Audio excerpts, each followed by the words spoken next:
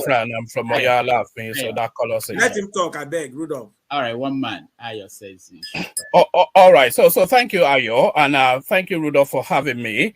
I only really came on really because of Franklyne, who I'm hopeful to address, and I hope I have the space to address him. And I want to ask you a question, Franklyne, and I want you to address it. So I don't want to hear what Voltaire has to say. I don't want to hear what Jürgen Habermas or I'm asking you. You've already set the backdrop with all of the books you've used to line your backstage, so we know what you're projecting. So I'm asking you frontally, not Achebe, not Voltaire, not Confucius, you. So I'm painting you a scenario, because really what's led us to this space is a guy called Chinedu Rosevivor, and I only call him Chinedu Rosevivor because that was on his campaign poster when he wanted to be senator just as early as 2019. Anybody can Google it, you'll see it. It's all over the internet. So this conversation really comes into play because a guy called Chinedu Rosevivor, who cannot speak a lick of the Yoruba language, he is aspiring to be the governor of Lagos State. And that doesn't sit with the culture. It does not sit with the culture. Whether the rights and wrongs of it, we are Yoruba people and we're of a particular way, and it does not sit with the culture. The Nigerian constitution, whatever, it does not sit with the culture. That a person that cannot speak an ounce, a lick of the Yoruba word, but fluent, by the way, in Anambra dialect of Igbo, so it does not sit with the culture. So it does not sit with the culture.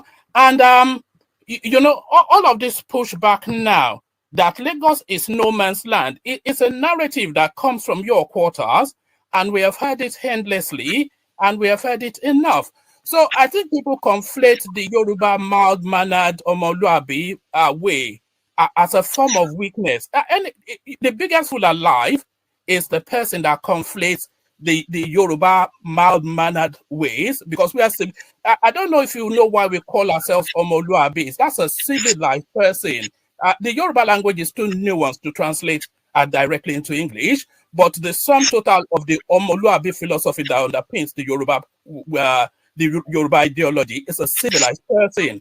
So don't conflate that civilized manner as weakness and then come into our space. We accommodate you. We give you the fat of the land to live fat, and then you tell us that our land is no man's land. Lagos is Yoruba land, though. It has an Oba who sits on a throne. Lagos is Yoruba land, so there has to be clarity on that. But the question I really wanted to ask you, frankly, and like I said, I'm not asking Confucius or whoever, I'm asking you. So please don't philosophize and no straw man. So don't give me any straw man narrative. If an Igbo man called Muyiwa or Kafo wants to be the governor of your home state, wherever it is within that region, does not speak a word of Igbo, has all of his leanings and affiliations are is maternally Yoruba, paternally Igbo, Muyiwa or Kafo, who wants to be the governor of whichever state in the east, knowing, as we all know, how insular and clannish that region is. Will he even get to the first step to buy a form? So that is to you, Franklyne. My brother, I will really push back, because the questions you just bundle up a lot of overgeneralizations that are quite untenable, and then push them as a question. If you're asking me a question, you should have to come at me like an intelligent man, because that question, at the tail end of it, it sounded less intelligent than I expected from you. Well, yeah, address it nevertheless. Listen, I gave you time to talk. Allow me to now address your question, because it's so very unnerving and annoying to address me this way. I am not a guy that you will just, so you can address the people so very clannish and insular. You know how insulting that is. That's the most stupid thing I've heard. Is that not the general perception of the region? No. Is that not how people say that region? I will choose, allow me to talk. I will choose not to answer your question. I can do that. You don't call a people. I spent a whole part of 4 hours here trying to make people realize how dangerous it is when you use certain words. And then you sat there to call my people, knowing how insular and clannish. What can be more stupid? What impudence? You stood before me to tell me that kind of rubbish, and you want me to take it lying low with you. What kind of nonsense is that? Is it because that we sit down and talk like Nigerians? I've been the guy, I've been an apostle of peace. And then you dare address me this way. You dare not do that with me. I am too intelligent for that. And then you are telling me to abjure myself, not to philosophize. Did you pay my school fees? You ask me a question, you tell me how to answer it. What impudence. Nigerians, you guys have a lot of effrontery on you. You don't do that kind of nonsense.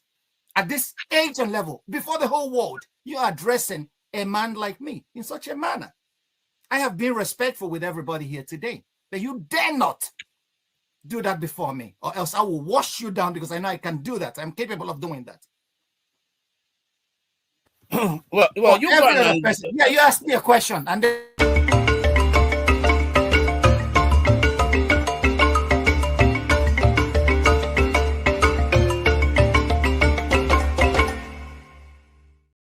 All right, welcome everybody. Thank you so much for joining us on this special edition of 90 Minutes Africa. My name is Rudolph Okonkwo.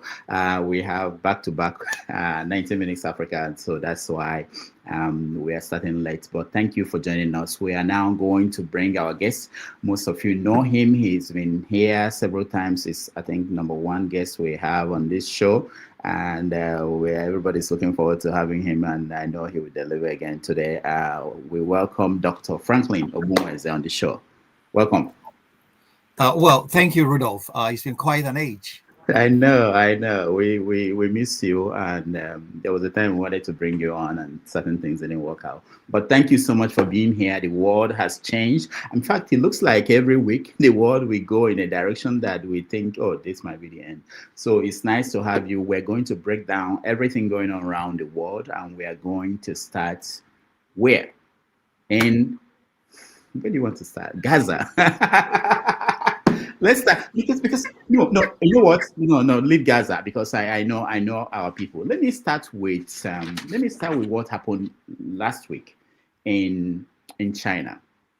80th anniversary of the end of the Second World War, and there was this important meeting that happened in China, where the Chinese president had the Russian president Putin with the North Korean president. They came together. They displayed their weapons, and they talked about a new world order. What is it that they are looking for? Well, everything. Thank you, Rudolph, for having me once more. But everything points to the fact that the Western liberal democracies are being perceived as failures by much of the rest of the world. The global South, China, Russia, countries like Iran, all these countries are coming together to protest what has been an American hegemonic agenda that, encompasses Western Europe, what we used to know as the West. So they are feeling, and rightly so, that this world order has collapsed. Actually, you wanted to evade Gaza. We are witnessing a genocide in real time, being financed by the entire Western world. So every other country feels that, hey, after Gaza, after the Palestinians, who is next? And we are witnessing a war, between NATO and Russia. The Russian Federation is a proxy war. Everybody knows that.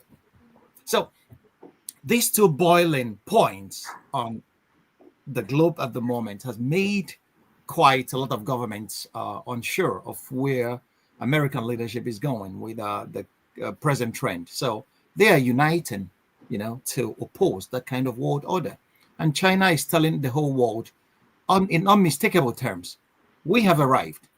China is the leading economy in the world today. Forget what every other person is telling you. Anybody in the know knows that. China is the workshop of the world. They are producing every other person in everything.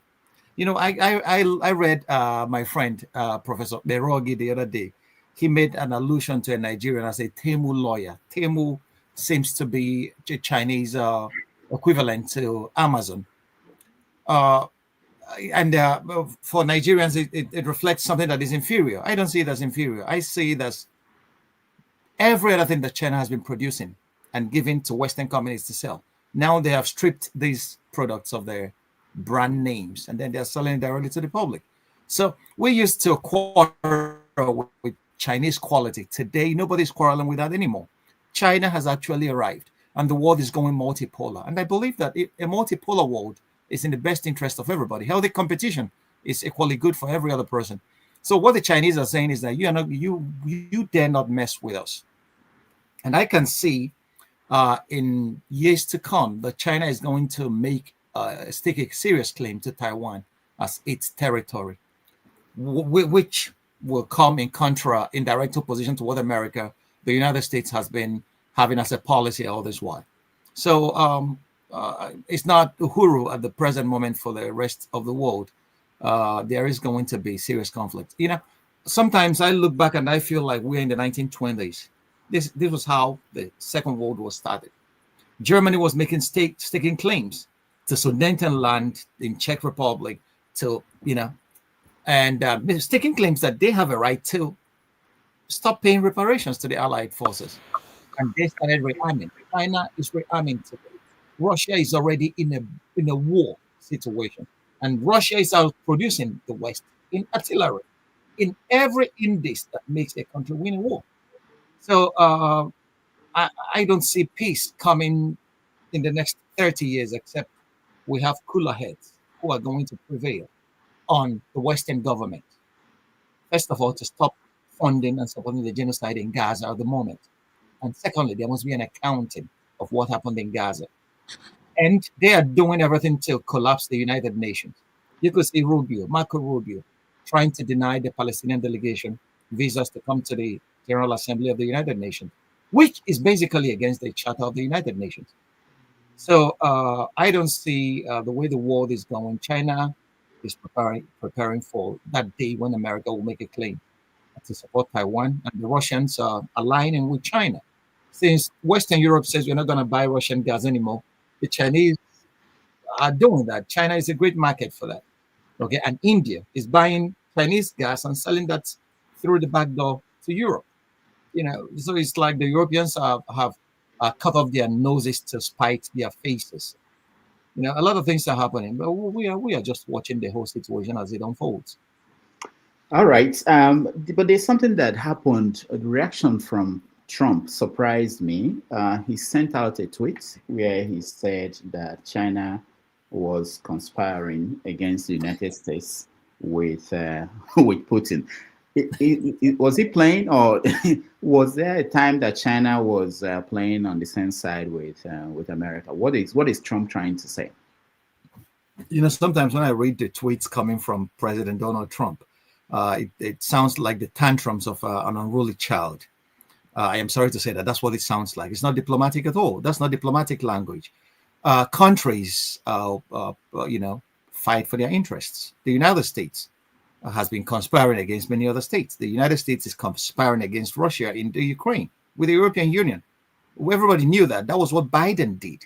They refused to talk to the Russians. Even the Russians were making their security concerns, known to the Americans and to the European side. Angela Merkel came to the television to say, we never had any intention of implementing the Minsk Accords.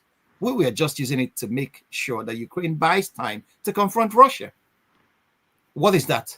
Isn't that a conspiracy? So you led the Russians on, but you were conspiring to fight them in a war. So now the United States, through Trump, is complaining that people are conspiring against them. Well, it's like, there's this adage in Igbo that says that somebody who kills with a machete doesn't let anybody get behind him with a machete.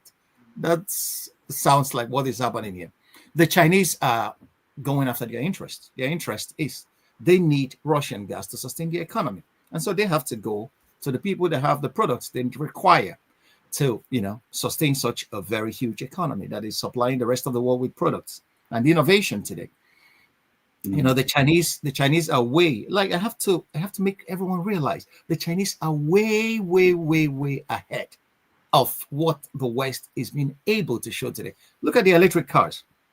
They are the leading producers of electric cars that are more intelligent than what Tesla is producing.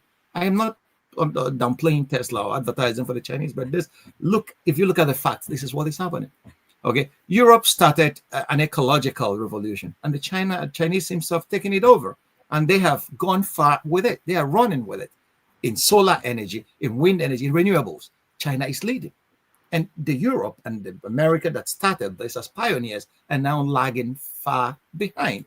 So, what could be the reason for that? I used to tell people used to say democracy is the best system of government. I call that a dogma because it's not true. It is not true.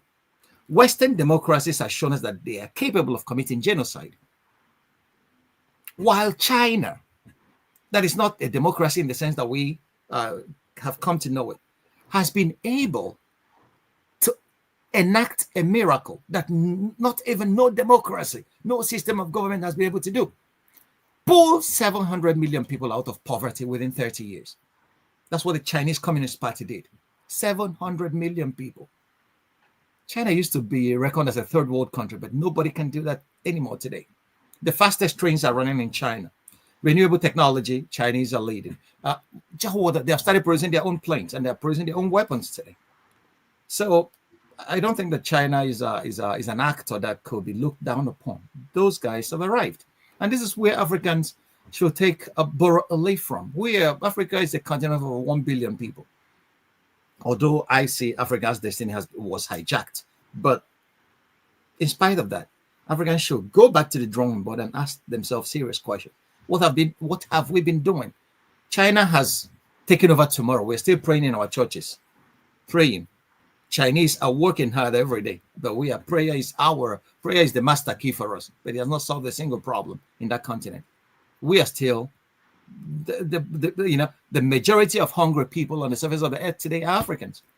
We don't have food security. We don't have political security. Nothing is secure across the continent. Okay, so we allow external actors to come into the continent, finance wars, coups, and all whatnot, and get away with it because we didn't do our homework very well. So Africans should take a leaf and borrow serious leaves from the Chinese. We'll get into several issues, but let me get your view on this president of Brazil, Lula Silva. Yes, he recently, of course, Trump imposed 50% tariff on Brazil, and this is what he said. He said that if the United States doesn't want to buy from us, we will find new partners. The world is big and is eager to do business with Brazil. But we don't see this in most places. Most countries, they come down and beg Trump and try to, like some European countries, like Britain, for instance. Do you think that there is a shift in world order and that it will be more apparent as we go on in these few years? Hey, no. It's already apparent. The shift is seismic, okay? It's huge. China is doing business with every other person in the world today. China is doing business with the Brazilians.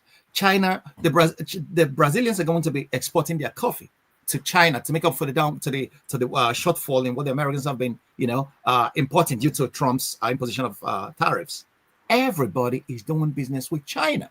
And when Trump, released that tweet that they seem to be conspiring, no, these guys are signing deals, trillions of dollars worth of deals. That was what happened in Beijing on the sidelines of this military parade. India, the powers that have arrived, that have nuclear weapons, that have the population, are not even listening again anymore to what Europe and America are saying. They are going ahead, promoting their national interests, signing deals with those who are ready to do business with them. So America is just behaving like ancient Rome at its late stages of decadence, okay, screaming that they don't want to do anything with us. No, why are you imposing all these tariffs that Americans are going to pay anyway on goods coming to the United States? And this shows you one thing. The liberal market policies that they imposed on the African continent, they asked Africans to throw open our markets, no protectionism, no tariffs. By the World Trade Organization being headed by our sister, Ngozi Okonjo-Iweala. Okay, so we threw up our markets. African markets became a dumping ground for the flotsams and jetsam of the rest of the world. But look at Trump protecting the American economy. And this is what the West has always been. They have been protectionist. They have been protecting the economies. How much does Africa export to the West? Go through the process and find out. So these are the issues, and these are the unjust and unfair and unequal practices that the powerful countries, take up upon themselves. Nobody will do anything to them, and then we suffer what we must, and the powerful ones gain what they must. So that's the way it has been. But today, like Lula said, the Brazilians are not looking up. Brazil is a part of BRICS. South Africa is a part of BRICS. India. So that means how many people do we have in Europe and America? Europe and America matched together is 450 million people. China alone is 1.5 billion people. India let Brazil join that group, or even South Africa, or the African countries that are aspiring to that. Iran too. So you see, these guys, they have just pushed themselves on the offside position. The West, actually. And the balance of power has actually tilted. There was this story that Modi of India is now taking Trump's call. Trump has called. I saw that in Indian newspaper. I don't know if it's true, but they wrote it that Trump called 3 times. He didn't pick his call. So at what point do you think that it will become clear to Americans that there is a change in the world alignment and structure of power? Is it not clear already to you guys over there? An American politician just called the Indians peasants recently, just a few days ago, a few months ago. Yeah, like I said, the American politicians are behaving like Roman senators at the late stages of the decadence and the fall of Rome.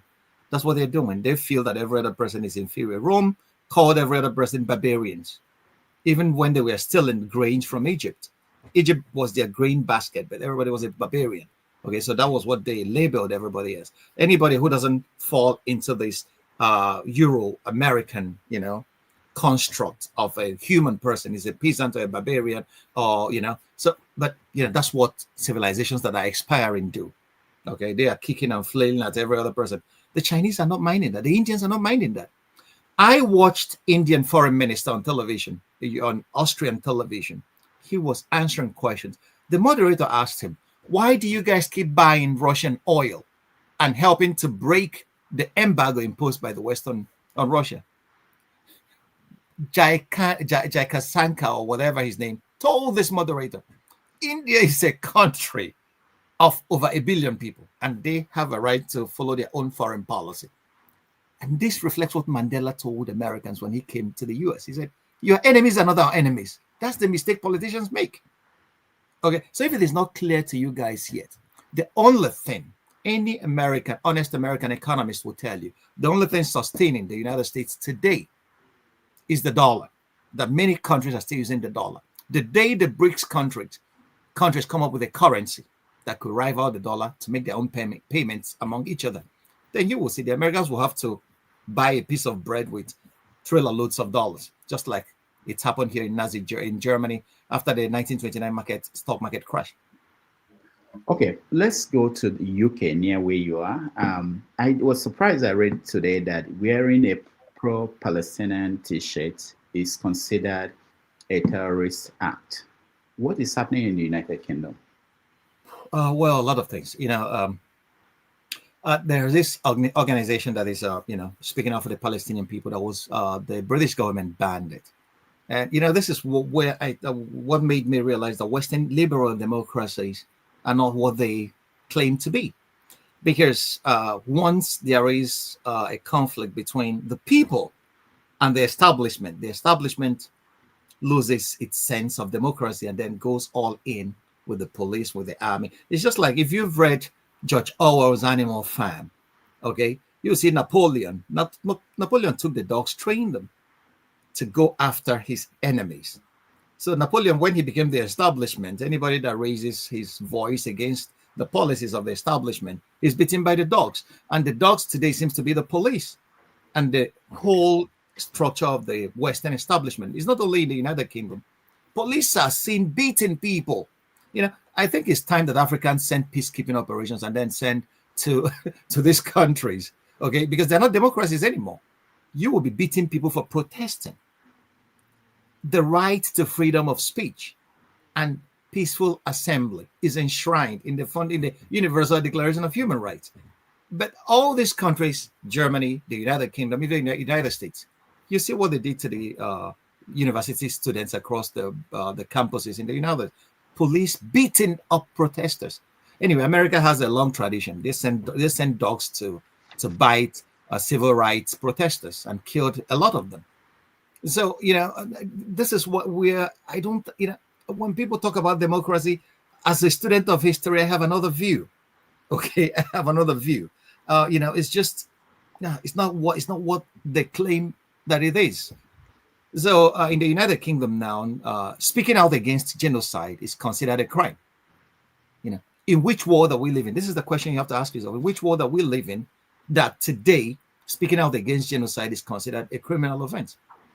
Whereas those financing the genocide and profiting from it, it's not only United Kingdom. Look at Trump, who he banned people like they're trying to destroy the special prosecutor of the International Court of Justice, because he issued an arrest warrant for Netanyahu and Yoav Gallant.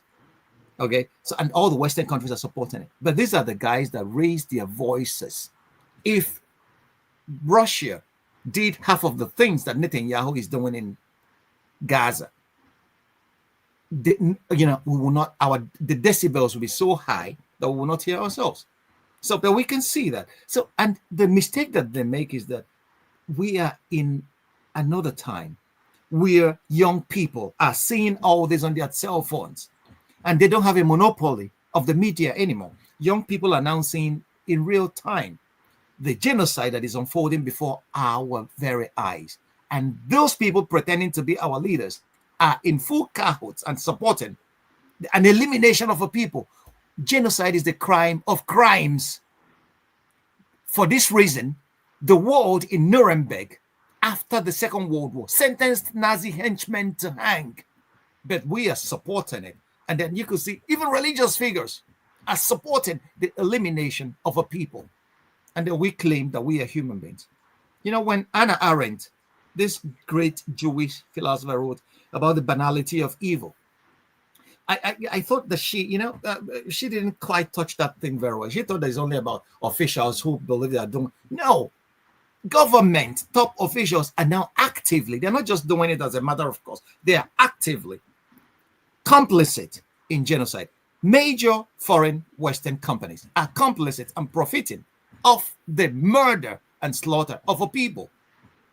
These are the things that it's unforgivable. I don't know how history is going to judge our generation. And we all are keeping quiet as if nothing is happening. Something is actually happening. And this is what McCurtis in his book called On People. The Western establishment considers the rest of the world as on people, that we're not people. They could do with us whatever they want. And they have, it started in Kenya. The Germans committed genocide against the Hereros in Namibia. And even today, they still refuse to pay reparations. Okay? And then telling them off in the most racist manner. If a Namibian raises question about that, he's dismissed as, what is this African talking about? The British built the first concentration camps in Kenya against the Mau Mau. You came to a people, occupied them, killed them. And when they protest, you call them terrorists. So this word terrorism has always been used by the establishment, colonial and imperial establishment, to label the people that are protesting the invasion of their lands in order to simplify their murder. That's what it has always been. History has shown that. And tomorrow they will come and tell us that democracy is the best system of government. Anyway, William Bloom, the American author, told us that America's greatest export, deadliest export, is not even weapons, is democracy. America has murdered more people in the name of democracy than every other country put together. I am not the one saying that. American authors are the ones giving us the evidence to that. The classified American documents or the classified British government document. The British government is running surveillance flight for the Israeli army that is presently committing genocide in Gaza. If you listen to Corbyn's tribunal that is going on at the moment, you will see people testifying to that. And we as tomorrow, these are the same people that will come to lecture Africans about human rights. You know, why, when I discuss these issues, I always think about it from the perspective of Africans who are involved in the conversation. And you hear them say things that sometimes I feel like maybe they don't have background information. So what do you make of African politicians, African regular people who are supporting what's going on in Gaza? And think anybody who is supporting a genocide is a moral imbecile. Anybody who supports a genocide is a moral imbecile. You can quote me anywhere. I have nothing to say to such a person. Nothing justifies a genocide. Nothing. They will tell you, release the hostages and genocide will stop. And then I am thinking, are these people sane at all? Nothing justifies a genocide. Nothing. In fact, there's nothing to say about it anymore.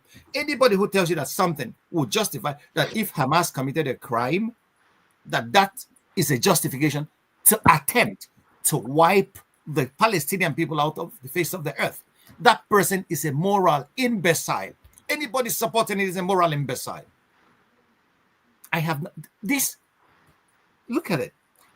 Eichmann was tried in Jerusalem when he was caught in Argentina by Israeli agents. Go and read the transcripts of his trial in Jerusalem. Eichmann said, I was doing my job. I was doing my duty. But that's not a justification for the crime of genocide. That's the crime of crimes. So anybody who sits on the sidelines, my favorite historian, Howard Zinn, said you cannot be neutral on a moving train. Anybody who is neutral, even Desmond Tutu said it, if you are neutral, your neutrality doesn't help the oppressed. It favors the oppressor. If you keep quiet, if your education doesn't, John Dewey said it, if your education doesn't empower you to speak against injustice, your education is in vain. Now, there are Jewish people in America and around the world who are against what's going on. And of course, yes. And when you listen to them, they say that their disappointment is that after what they went through, yes, during before the Second World War, what happened in Germany, that in all of Europe, really, that to see their own people doing this to other people, they are horrified. Why is it that it doesn't get across to some Africans who look at this and still think that, especially when it could be used against you by a different...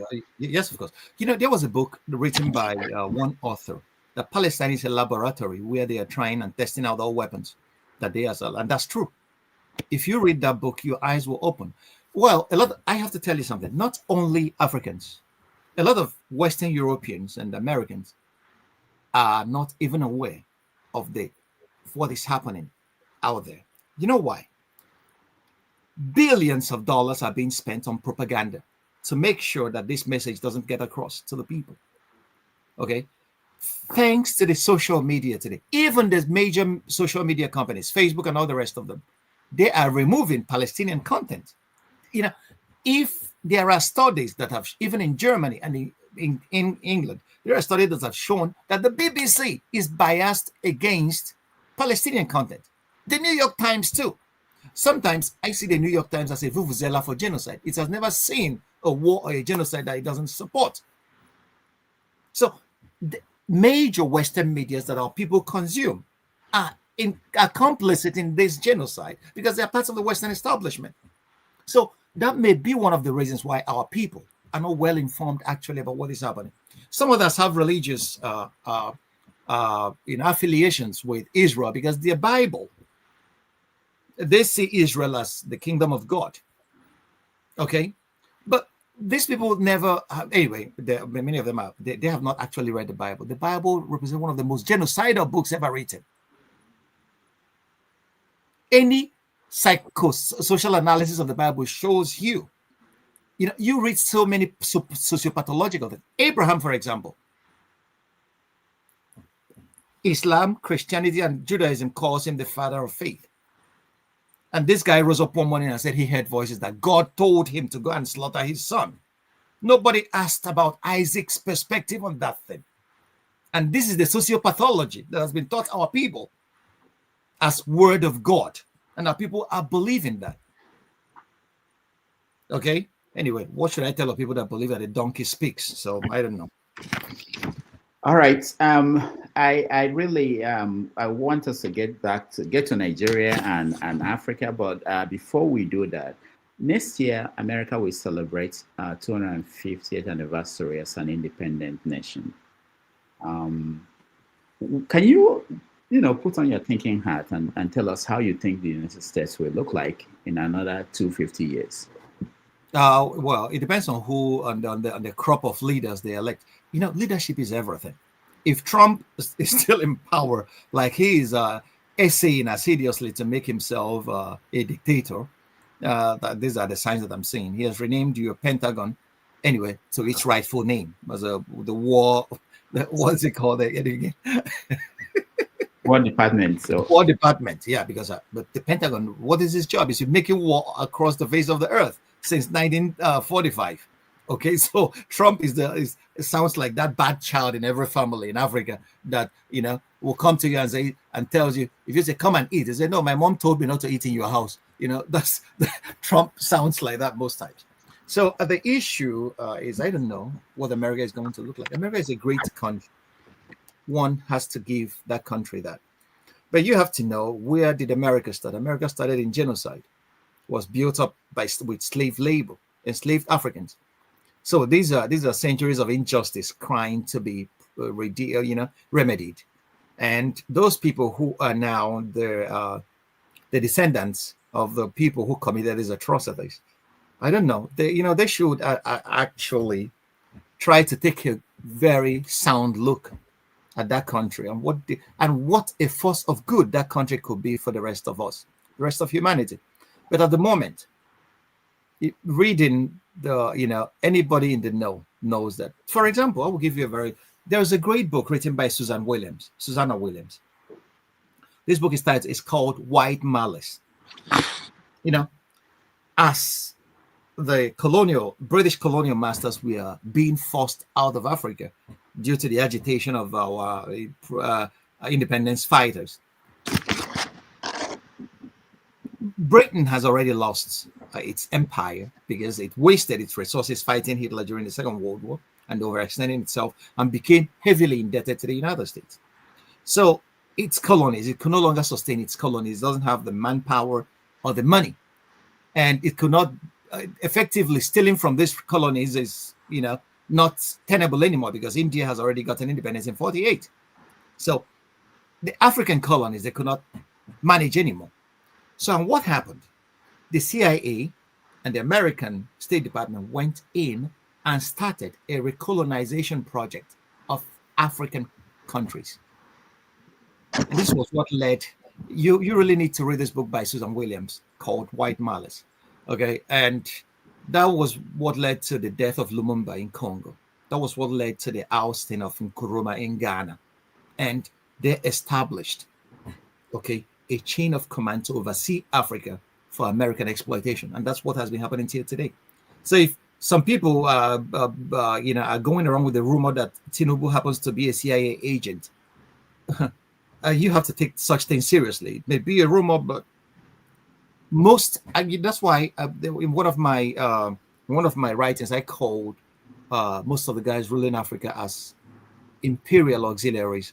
They are just like imperial warrant chiefs. They are appointed in Washington or Whitehall or any of these countries that the five big eyes nominated to take charge of a part of Africa. So these are the ones that actually nominate who gets to rule a country in Africa. And this is why, before anybody assumes Nigeria's presidency, he has to go to Chatham House. Chatham House is a policy think tank of the British establishment. Instead of talking to Nigerians, he goes to Chatham House to tell his British handlers what he's going to do once he's elected. Do for who? Is he running for the president of the United Kingdom or the president of Nigeria? Some of them don't even appear for debate on Nigerian television. But they have to obligatorily get to Chatham House to sing the songs of the British establishment. So, that's where Africa is at the moment. So most of the things that is happening around us And that's why we're not even developing, because they tell you what to do. If you don't do that, you are outside in the next coup. I will play this video, and when I come back, I want you to talk about, you mentioned the Roman Empire and how it collapsed. And you think that, and most people, not just you, most people think that America is going through that process. And I want you to watch this small clip, and then you can tell us about the similarities, if you see any. Let's look at this.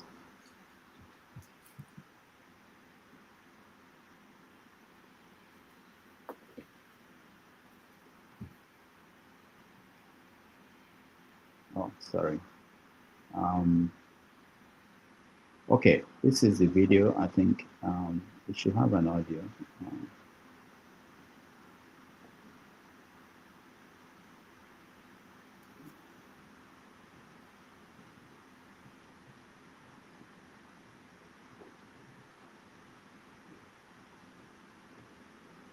So there's no audio. I think I got the wrong one. But what is happening here is senator representing California, senator in Washington, is being arrested because he went to a place where secretary of, I think the person in charge of ICE was speaking, and they just didn't want him there, and they took him out. The FBI, not the police, arrested him, a senator. That was when I started thinking that, what is going on here is more serious than most people think. If a senator cannot stand up and ask a question, where a government official, in his own, this is his own senatorial zone, government official is proposing a policy, talking to people, and he wanted to ask a question, and he was arrested. We are seeing in America what happens in most third world, what they used to call banana republics. What we are seeing in America today, people are being disappeared off the streets. Anyway, this is what is called imperial boomerang. Every atrocity, every crime that these empires committed in the colonies, they are eventually going to bring back home. This is what they do in the colonies. People disappear and then nothing happens. Today, after September 11, 2003, the United States government were disappearing people, what is called extraordinary rendition, and sending them to be tortured. They are leasing out to be tortured in Syria or in Libya or in such other, even in Poland, in such other places, because they don't want to torture in the United States. So today, American citizens are being disappeared. They are being arrested on the streets and sent to countries they don't know. They have made a deal with Uganda, I guess, and then they are going to be sending people to Uganda in no distant time. So, imperial boomerang is real. The American police, the imperial police, go to the colonies and shoot people at random without consequence, with impunity. And it's happening in the States today. Okay. And it's going to be happening. So, these things are, whatever you apply to human beings in one place, you are going to learn to apply it to your own people. A crocodile eating your neighbor, once he finishes that meal and finds no other piece of meat, he will look at you and see that you're a good piece too. So that's what actually is. America, I don't know. I can't actually. My analysis is, they started under Obama, our brother. There was a stock market crash in 2008 when I was writing my doctoral thesis. And what happened? Obama bailed the liberal Democrats. I have been a liberal all my life.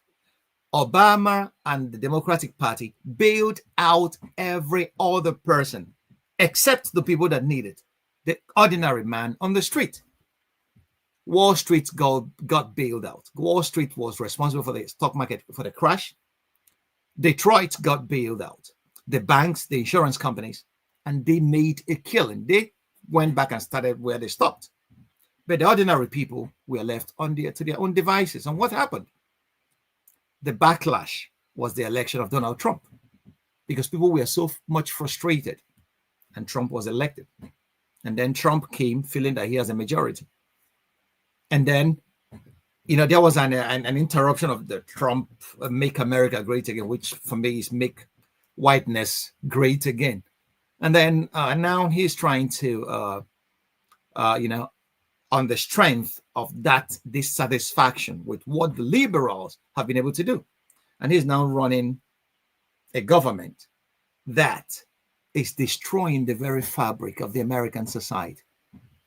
Okay? So that's exactly what is happening. And if it continues this way, in 20 years, America will be embroiled in many wars across so many fronts, and the economy at home is going to suffer. Okay? If we don't face a nuclear annihilation, nobody knows. But that's the way, that's the trajectory we are watching now, because it's happened. You can arrest a senator on the Senate complex. Julius Caesar was killed at the Capitol in Rome. And Rome started degenerating at that point. It took 400 years. It was not an event, it was a process. And America is undergoing that process at the moment. The people are not saying it yet because it has not started affecting their pockets. Okay? Oil is still flowing freely. They can still buy cheap gas, and their products are still coming from China because China holds America's debts.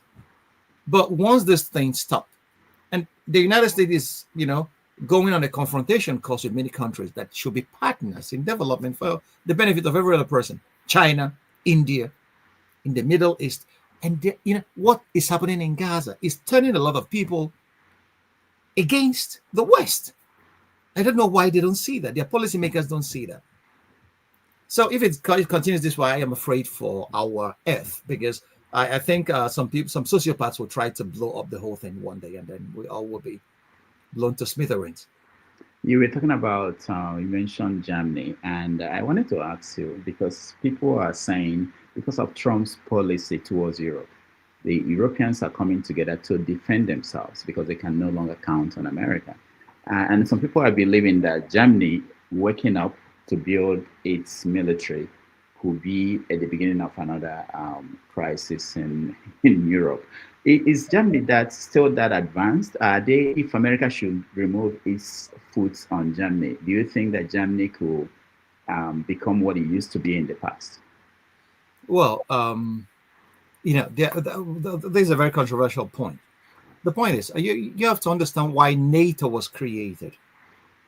The very first Secretary General of NATO said that NATO was created to keep the Russians out, to keep the Americans in, and to keep the Germans down. Okay? Why was this the case? Because Germany, within 50 years, has been able to be involved in 2 world wars and lost both of them. Okay? And atrocities were committed. So, neighboring countries, France and Poland, are very much afraid of Germany rising. Okay, so the United States has more bases in Germany than they have in any other country I can recall. Why is that the case? It's just to keep the Germans down, because the Germans, actually, you have to know the American technology. American greatness after 45 was built on German technology. The technology that the Nazi scientists were able to create for Hitler, for his war effort. The guy that sent America to the moon was Werner von Braun, who was building rockets for Hitler in Peenemünde in northeast Germany. You have to read about the Operation Paperclip, where American agents were kidnapping and scurrying away German scientists to the United States to start rebuilding everything they did for Hitler for the American government.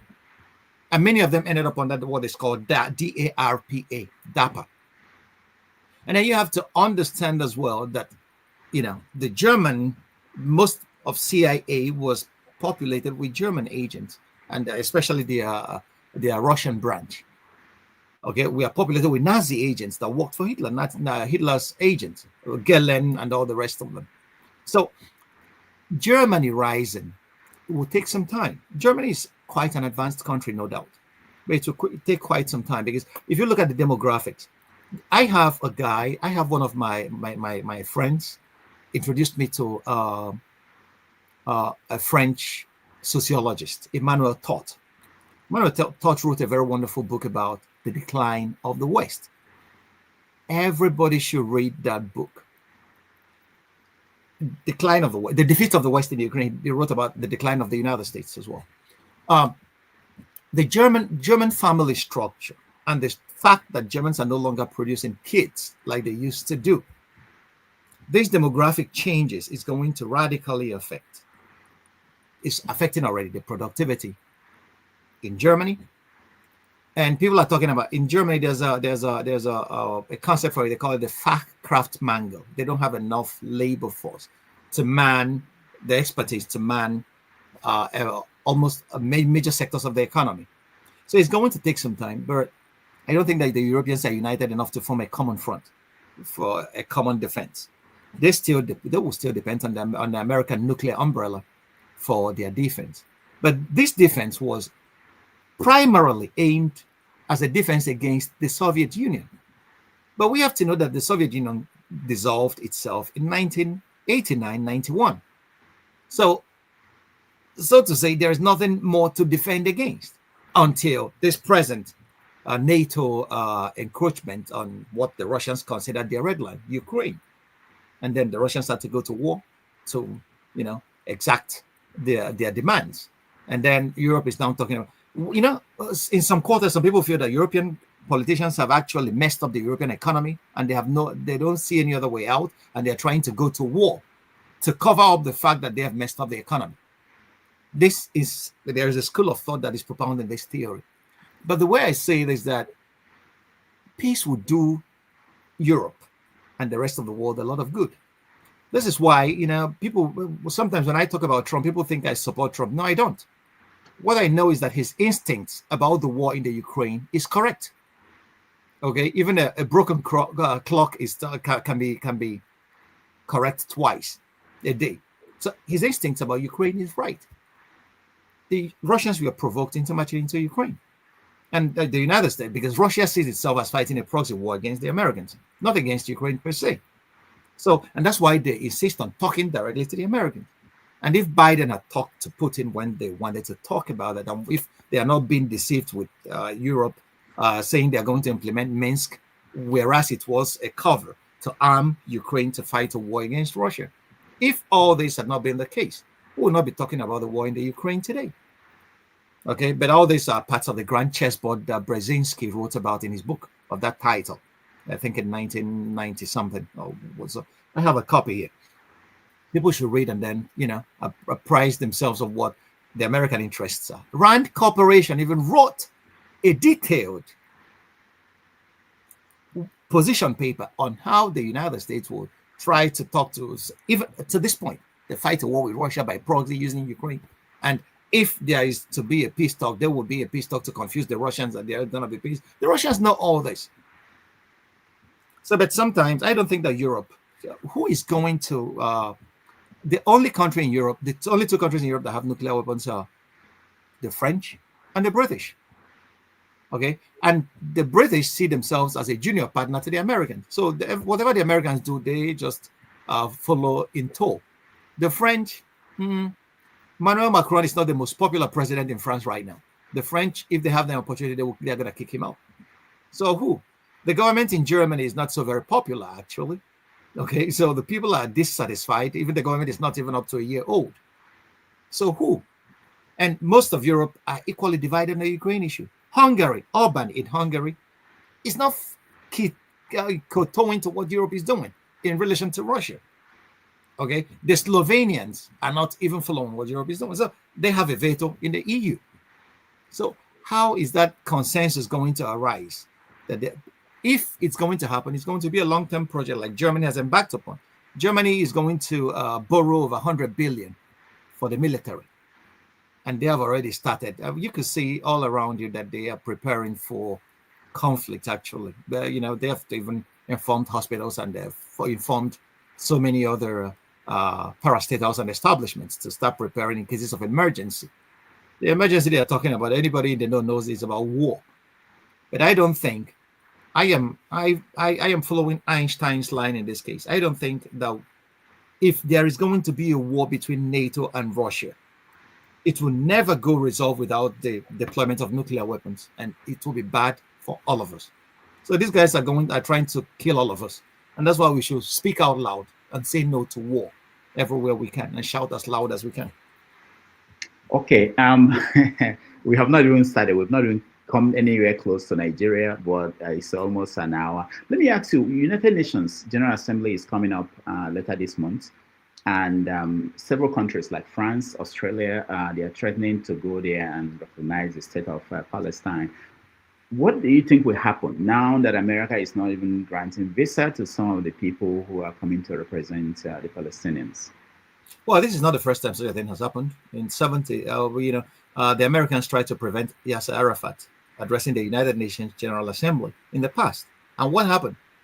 The United Nations General Assembly voted to move the proceedings to Geneva. And it happened. Arafat spoke to the UN in Geneva. So if the UN could rally and get its act together and move the proceedings to Geneva, the Palestinian delegation would, well, speak to them there. But the point this time is that majority of these countries we call the West are complicit in this genocide, and they are supporting Israel with diplomatic cover, not only with weapons. Germany is the second largest shipper of weapons to Israel after the United States. Okay, France, all of these countries are providing Israel with diplomatic cover for the atrocities that are going on in Palestine at the moment. So we are all seeing that. And that's why the US are trying to use every trick in the book to make sure that the Palestinian delegation doesn't speak to the United Nations. Okay. And it's just like what they are doing with the refugees. Western bombs, Western weapons, Western political clout cause a lot of damages. They bomb and kill people in these countries where the refugees come from. But they don't want the refugees coming to the metropoles to show them the scars that their bombs are causing. So they don't want the Palestinian delegation to come to the UN and show them the scars of the genocide being committed in the West, in the name of the West in Palestine. So it's really awful. It's evil. That's what evil is all about. Evil is not only the banal aspect where a functionary says, I'm doing my job. Evil is a deep-rooted attempt to destroy any part of the human race. That is what evil is. And that's what genocide is. Genocide is the greatest evil. All right. People who know me know I'm totally against conspiracy theory, but these days it's becoming difficult to separate what is conspiracy and what is real. Let me give you an example. The issue of Jeffrey Epstein and Israel and the American political elite. I know that you know some of these things behind the scene that are going on that we don't know. What is really going on? Is there any truth to the fact that it's bigger than just one man in Florida taking young women to an island? What is going on? Well, I think I'm going to plead the fifth on this one.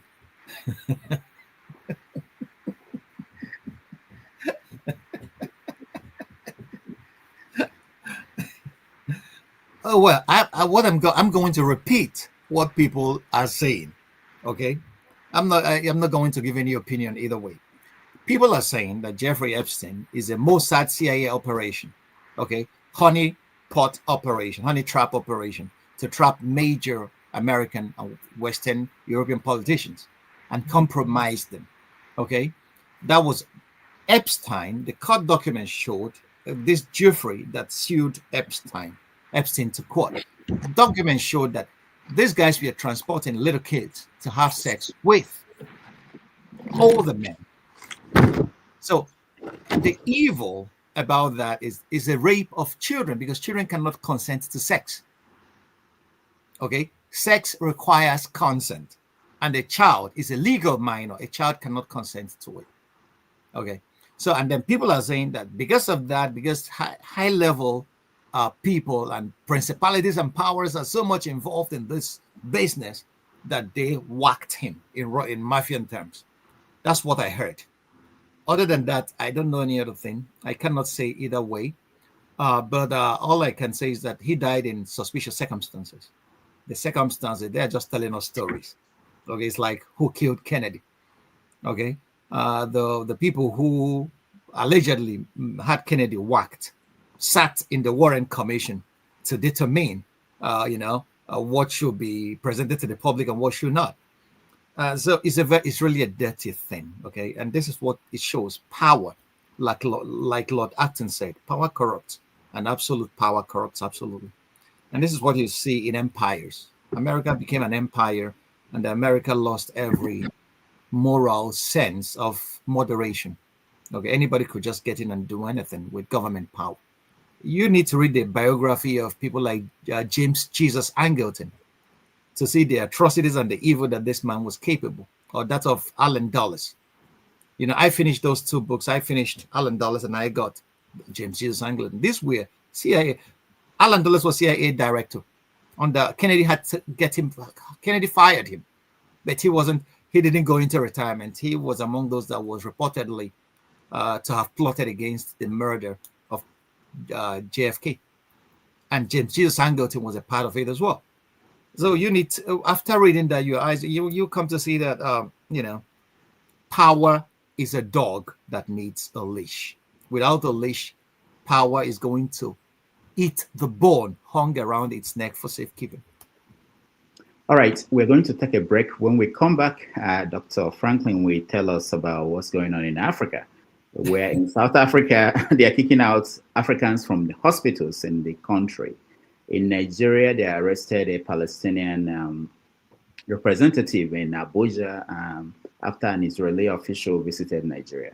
We are going to talk about Simon Ekpa and his conviction and what it means for those who are fighting for self-determination. So we take a break. We'll be right back with Dr. Franklyne Ogbunwezeh.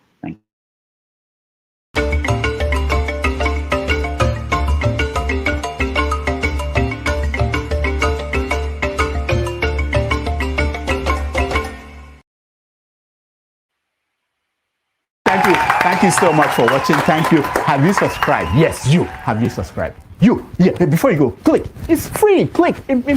Just that's it. Have you subscribed? You're laughing. Have you subscribed? Have you subscribed?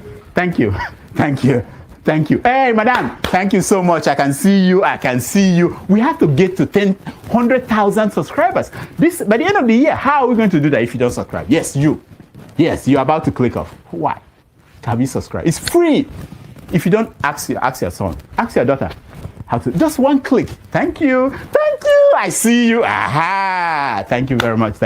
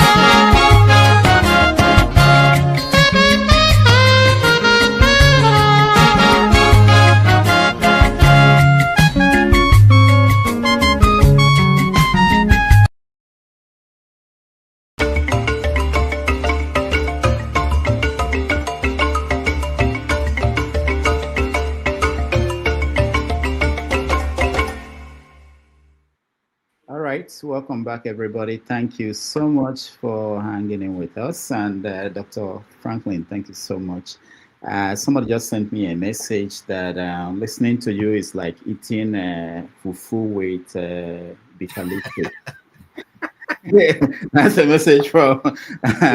All right. So, so we want to go back, come home to Nigeria, to Africa first, and then expand to Nigeria. And let's talk about the situation in Burkina Faso.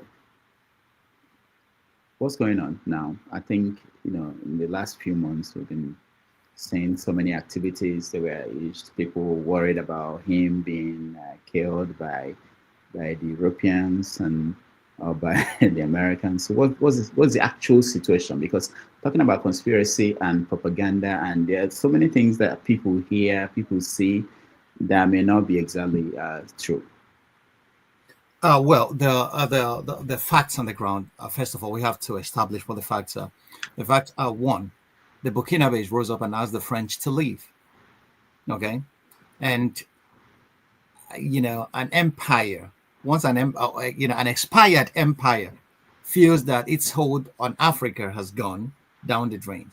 You have to know that over 7% of what France uses in her nuclear reactors comes from these regions, Niger and all whatnot. So first of all, they were kicked out of Niger. Secondly, the Burkinabes came on and said, we don't want you anymore. And then there seems to be a revolution sweeping across the Sahel, because these people have been at the receiving end of what has been called terror onslaught from whom nobody knows. Okay. And some of my Burkina friends are telling me that some of these terrorists are being sponsored by their former colonial masters. And so whenever they want to implement policies that will augur well for their own people, you will see terrorists coming from nowhere and then trying to make sure that the country is insecure. So, and this young man has, garnered a huge online following, even in the United States. People are now saying him as the new Sankara. You have to know the nostalgia about Sankara. Sankara was an outspoken Pan-Africanist who was murdered, by his friend Blaise Compaoré at the being chaperoned by the French intelligence. Who said he insulted Mitterrand and all the rest of them. So that was why. So you have to see it in the line. Why did he become popular? Because Africans will always want to see somebody who will just stand up and tell the former colonial master that has refused to go, to take a hike and don't come back no more. Okay, so that's what is that's the reason for his popularity. I don't know actually what the French are doing on the ground in Burkina Faso at the moment, because it's been like forever that I was in Burkina Faso the last time. So I don't know what is actually happening on the ground at the moment. But what I know is that the young president is enjoying a huge following. And after the coup in Niger, Mali, Niger, Burkina Faso, and these Sahelian states actually started getting into what is called a close cooperation with each other, because they have enjoyed a common history of being under the yoke of the French. And if you know the atrocities of the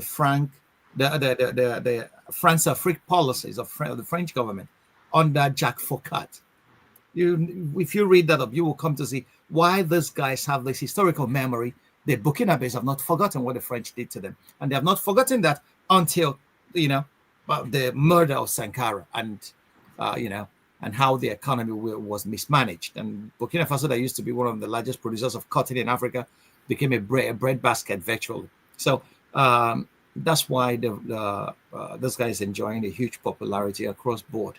And many white people are now have gotten to know him and they will ask me questions. What about the guy in Burkina Faso? Everybody seems to like him and all whatnot. So, but I don't know actually the status of the issues on the ground at the moment. But all I know is that he has a huge following, and he has been able to be consistent in his rejection of being teleguided from Paris or from the Elysee Palace. Okay, in South Africa, I saw this video that was horrifying of ordinary South Africans going into hospitals telling them, if you're a Nigerian, if you're an African there, you should leave. At the same time, you can put that picture on one side and you look at Malema when he went to Nigeria to speak at the Nigerian Bar Association conference in Enugu.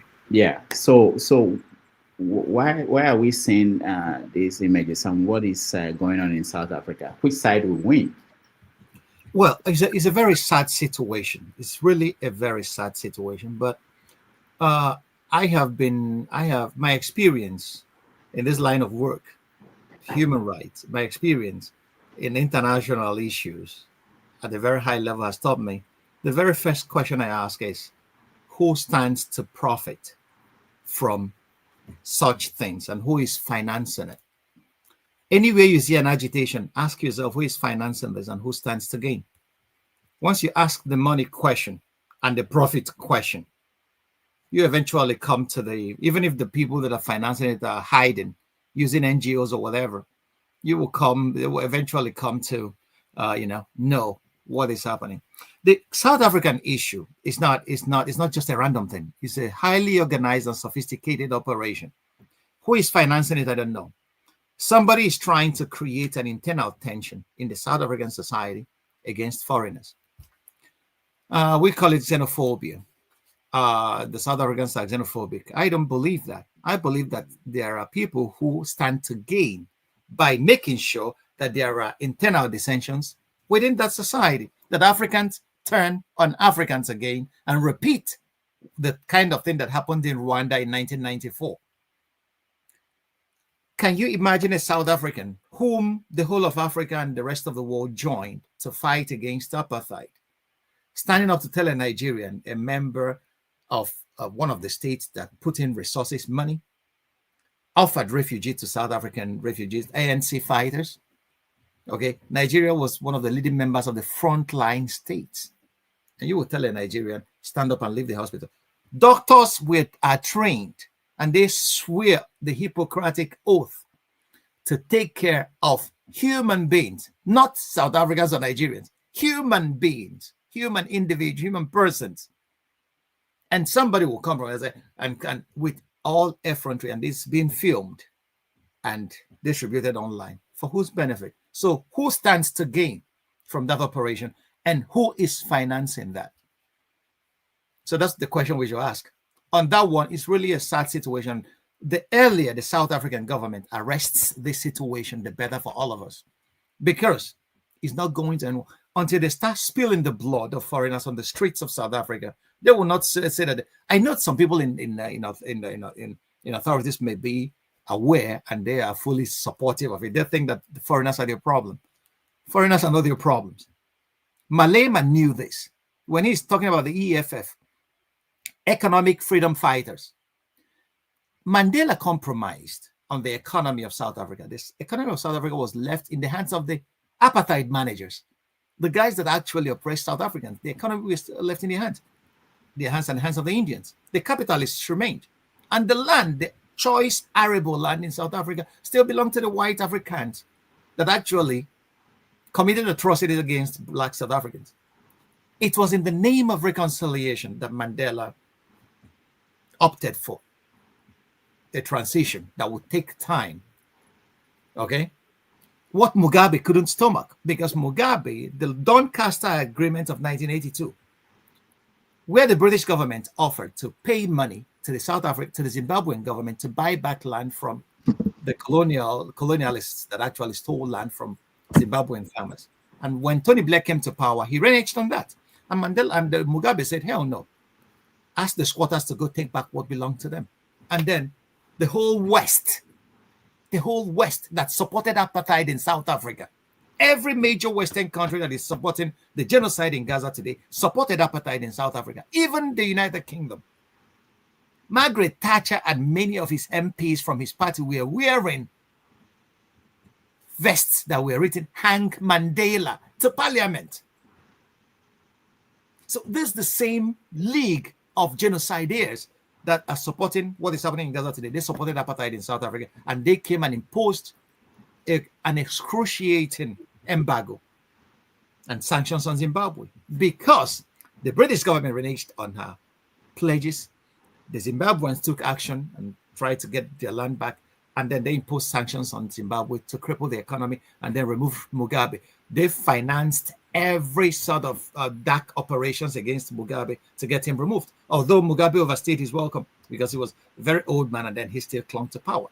But you could see it was the resistance being offered him by external forces that made him cling to power. And then vice. So it's just like, the egg-chicken relation. And the same is the case in South Africa. And another interesting issue, which I've not explored fully, is the fact that since South Africa took Israel to the International Court accusing them of genocide, there have been attempts to steer internal dissensions within the South African society. You saw an American embassy at Tachi accusing South Africa of selling weapons to the Russians. Okay? Just to make sure that South Africa gets bad press and then gets sanctioned by the United States and Western powers. So you could see there have been these attempts, and now I'm not saying that these are related, but these are issues worth exploring. Okay, why is it that when any country challenges what the West or their allies are doing, that country starts experiencing internal dissensions? The dark acts of the British government and the American, the CIA, we know that all this while. So what is happening in Haiti? So they always have a pool of ready-made local agents to start trouble and then make sure that the country is destabilized so that their interests will be protected. So these are issues that the South African government should look at. If these are real cases of xenophobia, I don't think it has a place on the African continent. South Africa has been a beneficiary of the lages of other African nations in their fight for survival, in their fight against apartheid. So I feel it's being ungrateful when South Africans rise up and then start kicking out other Africans. Africa is a home of all of us, and we should be able to feel at home across the length and breadth of that continent. The borders are colonial creatures. It was the colonial masters that sat down in 1885 in Berlin and carved Africa to pieces. These borders were not created by us. So why should we assume these epistemic borders in our heads and start discriminating against one another? It's really shameful. That's the height of ignorance, I have to tell you that. So if you look at a country like Ghana and what happened recently with Ghanaians rising up and saying that Nigerians should leave, what is behind that? Is it the same phenomenon? Do you think that there are some people sponsoring people in Ghana to rise, or is it internal? All those agitations are financed. I've been a human rights activist. Okay, they are financed. You will see people coming to you with money and telling you, "Oh, this is how you write proposals. I want to do this," and then the proposals are corrected and then sent back to you. And at the end of the day, you have to implement it to the letter. So, these are organized. They are well organized, and organizations require financing. Who is financing those? But in spite of that, I really have to say something. Like Nigerians that are living in foreign countries, I can't understand when somebody says that Nigerians are doing that. Nigerians, as if to say Nigerians came together in a meeting and decided to be committing one sort of crime in a particular country. That can, these are the stuffs of genocide. Once you start accusing a particular people of one crime, this is what the Israeli president said, that there is no innocent person in Gaza or in Palestine. How can a leader say that? It's genocidal statement. So Nigerians as a group no group can commit a crime or be bad in all things. If individuals commit crimes, these nations have laws to take them to tasks. There are Nigerians in jail in many countries because they committed crimes and the law took its course. So why can't the law be allowed to take its course? Why label a whole people as either criminals or as undesirables or as people? Once you start labeling people, you are just setting them up to be murdered. So if a Nigerian commits a crime anywhere, there are laws. The laws should take their course. But this organization, just to label a particular group of people, Nigerians are not innocent of that. Nigerians did it to Ghanaians in the 1980s during the famous Ghana Must Go imbroglio. So, these are the kind of things that one has to be faithful to history. But whoever does it, it doesn't make it right. Okay? So labeling a people is the shortest route to slaughtering them. And then we should eschew such measures across the African continent. We are actually brothers. All right. In Nigeria, you mentioned, I think, a Palestinian representative was arrested in Abuja. Now, we read stories like, we read this stuff, and what do you make of that? How did that happen? Well, it seems that there was an overture by the Israeli mission in Nigeria towards the Nigerian government, and after that, this arrest happened. I don't know what to make of that, but you have to know, if you study the history of Nigeria's diplomacy, Nigeria has always been on the side of the Palestinians, because the Palestinian struggle has been an anti-colonial struggle. Okay, if you listen to Mandela, you will hear him when he got out of prison. He will say that our independence is not complete until Palestine is free. Okay, so Nigeria, during the Arab-Israeli conflict in 1973, Nigeria joined the non-aligned movement to impose an oil embargo on the West, who are supporting Israel. Okay, so during this time, many Western autobahns or expressways were bereft of cars because there were no oil. The whole Arab countries and Nigeria, Nigeria's foreign policy has been pro-Palestine, but it seems to have changed under Tinubu. I have not seen his foreign policy position paper, but it seems to have changed, and now they are arrested. I don't know what the guy was accused of, why they arrested him, but I knew that it was shortly after the visit of the Israeli ambassador to Nigeria, or whatever, a high official in the Israeli mission, that they did that. So maybe Nigeria's foreign policy position is changing to becoming pro-Israeli, and that's interesting, coming from a Muslim ticket, Good point. Let me play this video because you mentioned that several times. Let me just see if we can get an audio from this.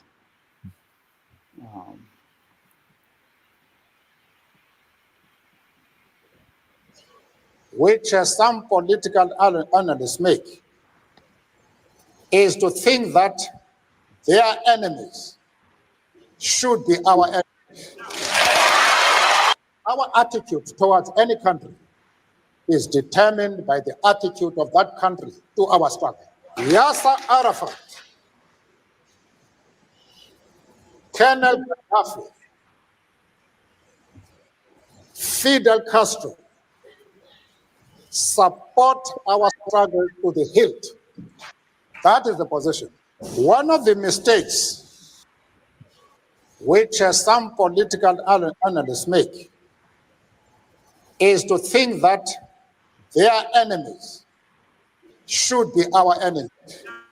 All right. So the key point was the idea that their enemies should be our enemy. Let me get you back to the main topic we had today, Simon Ekpa and his conviction. What do you make of that? We have videos of you in the past talking about Simon Ekpa. Mm-hmm. And I don't know if you want to listen to yourself again. but let me see if I have it handy. No, I don't have it. But anyway, there were videos of you talking about him in the past, and I wanted to know now that he has been convicted. What do you make of that? Like I said, there are places where the law works. It's not like Nigeria, where Nnamdi Kanu is still in jail. The Nigerian government is just a disgrace on itself in that regard, because justice delayed is justice denied. Okay, whatever crimes Nnamdi Kanu may have committed, the right to fair hearing is the only fundamental human right that is that's only right that is absolute. So they're not giving him a fair hearing. They should give him a fair hearing. What Ekpa will never say is that he was not given a fair hearing. So he can equally appeal his conviction. I wasn't in the court. I'm still to read the judgment, actually, to see what I actually got from the newspaper report. The Finnish newspaper I read then, the day he was convicted, was the fact that he was convicted on aggravated tax charges, on terror-related offenses, and on supplying weapons, ammunition, and bombs to groups that were causing insecurity in Southeast Nigeria. And if these facts are correct, that person should rot in jail. I am not mincing words. If you go back home today to Nigeria, that has nothing to do with agitation. Okay? These guys have empaneled a situation where gangsters have hijacked the southeast of Nigeria in the name of whatever agitation, I don't know. That's not the way to agitate for a people. You turn in on your own people and slaughtering your own people in the name of agitation. They are telling people to sit down at home on Mondays and not go to work, thereby destroying the economy of the Southeast, just to show Buhari that they are angry. Which sensible person will ever cut off his nose just to tell his face, you are an idiot? You know, sometimes but there's nothing anybody will tell me in this case to make me have sympathy for such people who are relaxing in Western countries and then causing mayhem at home in Nigeria. How many people have these unknown gunmen killed? And tomorrow they will tell you we are not responsible for that. But they are on radio every other day asking people to go and do this and do that. And they think that what they say will not affect some people who are crazy, and then they go out to carry out those acts. We are Chike Akunyele was killed in the heat of this insecurity thing, by whom I don't know. I'm not saying that it was these people that killed him or the other people. But this climate, this ecosystem of terror was empaneled by their broadcasts. And there is no way they would, if it was proven in the Finnish court, it was proven beyond reason, because this is a criminal offense. It was proven beyond reasonable doubt. So the evidence tendered before the court led to his conviction. So these are the people that actually destroyed a section of Igbo youths, Igbo future. Anambra State, look at also Olo Axis is now in no man's land in the name of fighting for what they never consulted us about. So if you are fighting, why don't you go to Lagos or Abuja to attack Buhari, that was the guy that was holding Nnamdi Kanu? Why come home and kill hapless women? Aaron Dizog is now running from, helter skelter. This is the ecology empaneled and created by these people. And they call it agitation. They're fighting for Biafra. So after killing the people you're fighting for, then you will come and rule over what? It's only a fool that will burn down his country to rule over it. That was Sun Tzu. Only a fool would do that. And these guys there's the height. This is what happens when charlatans put up a gab of messiahs on themselves, try to save. Who told you that Igbos needed to be saved? By who? By you. You are too small to save the Igbos. The Igbos have been saving themselves. And everybody, all the Igbo intellectuals, everybody disappeared, left the scene for a bunch of artisanal charlatans to hijack the Igbo pain about Biafra and then tell us rubbish. Yeah, we have listening to their broadcasts. If you're a sensible man, you will just you have to throw up. It's a shame that somebody is convicted in Finland, but the trial, they're holding Nnamdi Kanu all this while. They should put him on trial and then give him his day in court. That's what a responsible society does. But that's for Simon Ekpa and his cohort. I have no empathies. I have no sympathies at all. These guys have caused a trail of blood and destruction to trail certain sections of Igbo land today. If anybody that has refused to see that, I have no apologies for you. They don't speak for me. They are speaking for themselves. There are people who listen to you, people who are concerned about the state of things in Nigeria, and they are looking for solution. But they can agree with you on the approach that Simon Ekpa took, or Nnamdi Kanu, or Adeyinka grandson, who was fighting for Yoruba nation, and the British government tried him. Pumped him in jail, yeah. That's where he belongs. The question is now, what's the right way to fight for self-determination? I wrote, when Nnamdi Kanu was rising, I wrote an article that went viral. when Buhari arrested, I wrote Nnamdi Kanu has won. Okay? And I foresaw all this. That someday will come when people will be worshiping him as God. And they started calling him Machineke. And that was how the Jesus movement started.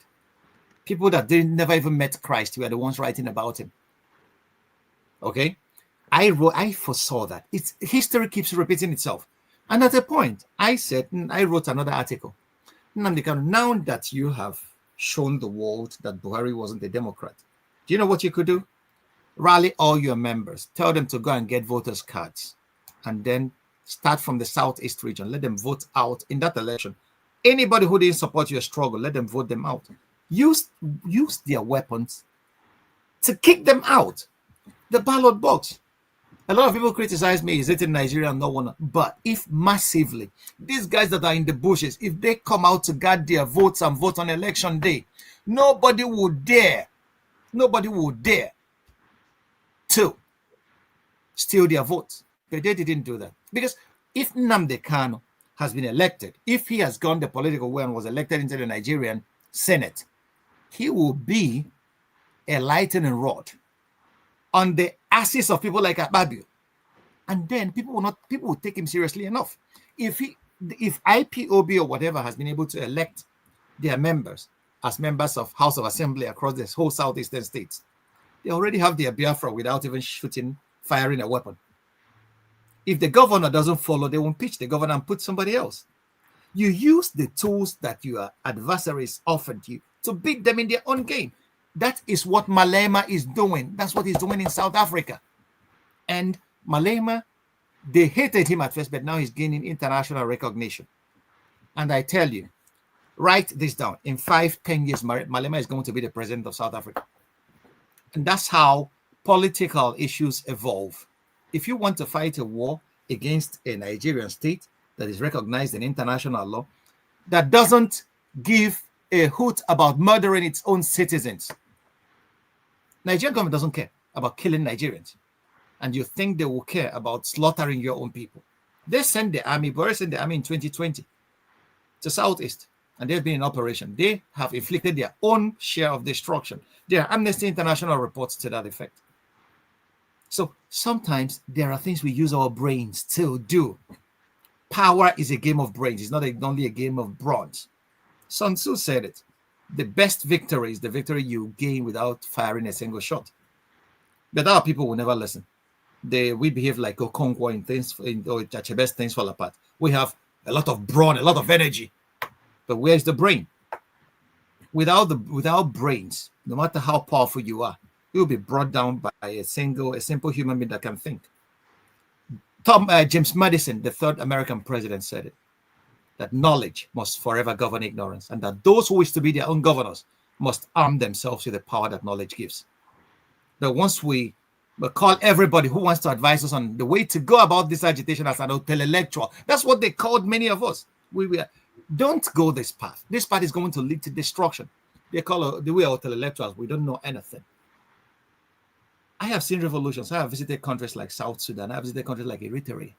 I have seen what agitation, how armed struggle left people. Armed struggle I'm not totally against, it's the last resort, it's the last option. We have not gotten to that stage in Nigeria. But our brothers will not listen. They believe that, once you mention Biafra is a very painful memory for every Igbo person, including me. I wrote a book about Biafra, which I refused to publish. I refused to publish it because I was more radical in my views until I started growing up. I started saying, we have a claim to Nigeria. Other Nigerians have claims too. And what do you do where conflicting claims are confronting each other? You can either sit down and dialogue it out, or you kill each other. So if you kill each other, somebody told me, don't ever die for your ideas. They may be wrong. And that's one of the pieces of wisdom I have always embraced. I may be wrong, and I die or destroy people for my ideas. But once you dialogue with your opponents, you will get to see their vision, and then there could be compromises. But that's what we refused to. And then Simon Ekpa was in Finland, ordering people to go and slaughter their opponents in southeast Nigeria. So the court found him guilty and rightly sentenced him. We are waiting for his appeal. If it's confirmed on appeal, then he will spend 6 years in jail. And that is a warning shot to anybody who is using the internet to incite people to violence. You know, once people seek justice to that effect in any foreign jurisdiction, just know that they're going to get justice. So now, that you have a freedom of expression doesn't mean that you have a freedom to call for the murder or for slaughtering your political opponents, whatever the case may be.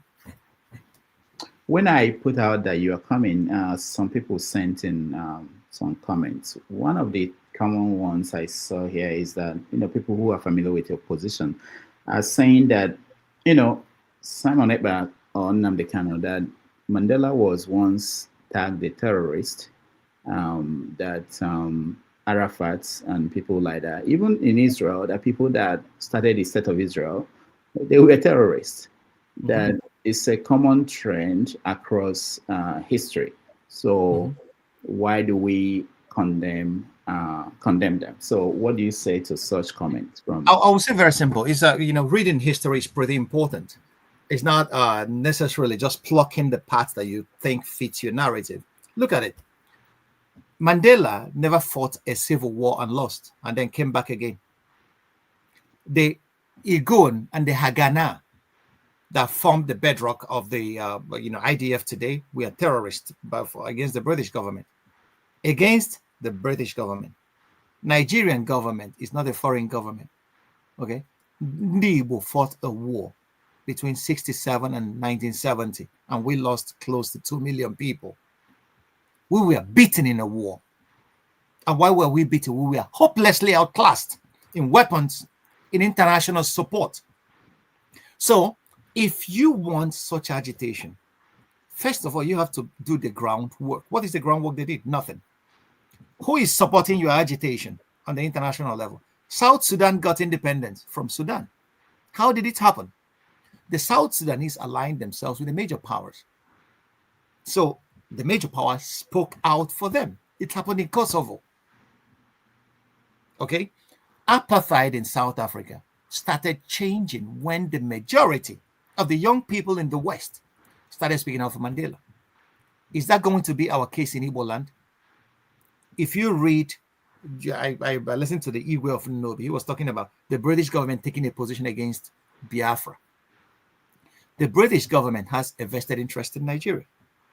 The American government took over that vested interest.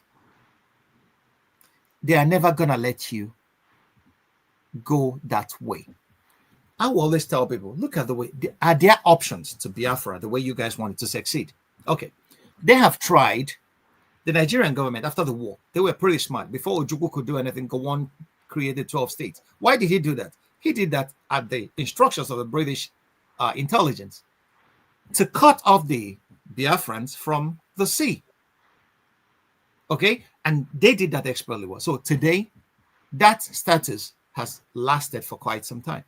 So how are we going to gain an access to the sea? They will tell you, Iguacha and all the rest of them. Then come to think of it, most of the people in the riverine areas are antagonistic to the Biafran experience today.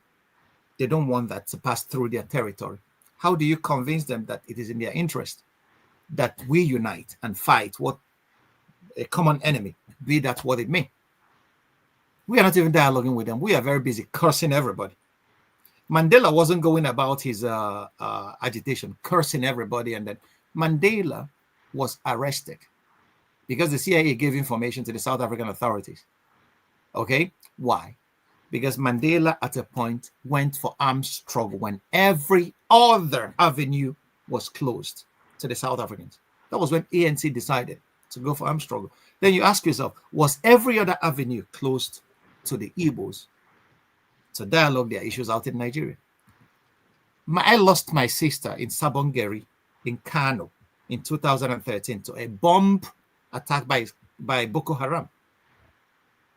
Okay? There are Igbos still today trading and doing business in that part of Nigeria. There are Igbos still trading and doing business in Lagos, in the West. Every part of Nigeria, every nook and cranny of Nigeria, you will find an Igbo man thriving there. Did you consult these people before pretending to speak for them?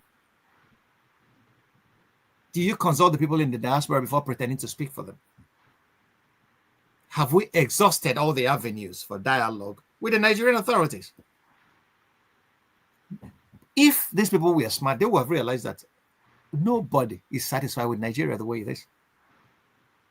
Nigeria has extensive fault lines that dialogue could lead. If we want this Biafra, it could lead us to achieving what we want. And then if you achieve Biafra, how do you deal with the issues of the governors who were elected or who selected themselves, or the House of Assembly members? So these are issues that they have not even thought about what they want. All they want is, let us kill and shoot, and then we want Biafra. And then after killing and shooting our own people, then they will come and give you Biafra. As if to say that your enemies will not like you to eliminate yourselves. They will be there watching and clapping for you. Hey, kill your people. After killing your people, then we will have enough grazing zone for our cattle. So anybody who is fighting for independence for his people and starts killing his own people is no longer fighting for independence. He's fighting for something else. All right. Thank you so much, Dr. Franklyne. We are going to bring people in a moment, but I want to do one more thing. Play a video for you to respond to. You must have seen it. It's in Igbo by the governor of Anambra State, because you're talking about intellectuals and he represents your constituency. And I want to get you I got all on land grabbing in a memory van. I don't know back and on you, but it's all on. You may be my 11 Malanya. You know, I'm on K. Maybe. I can see without Pongos, it's our appointment here without Pongos. You without Pongos, English F9, mathematics F9, economics F9. So, in English F9, how come we are going? In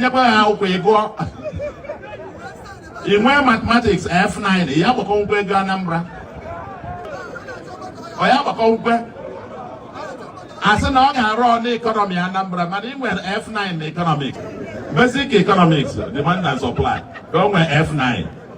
And now, no wonder businesses in our Obido, Nanambra, but they that Obido business in Omedatalada. That's also land grabbing. Because I'm F9 economics, maths F9, English F9, economics F9, F9. So no wonder even you know Balaka or that. Naraponifa. Our election can in Anambra civil service, only Andro qualified to be recruited as a driver.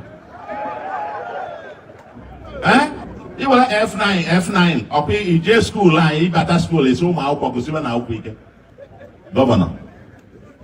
Nah, I'm not pay you a video himself. Get if I call my guy because anyway, I'll look at democracy. Democracy on your ticket party. You go ticket party, Anambra, governor. One governor, who's the governor?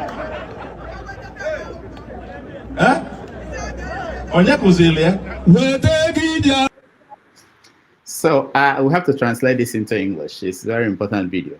So I want to raise an issue. So you mentioned that the intellectuals ran away when the Biafrans were in place and they were campaigning, moving the way they understood it.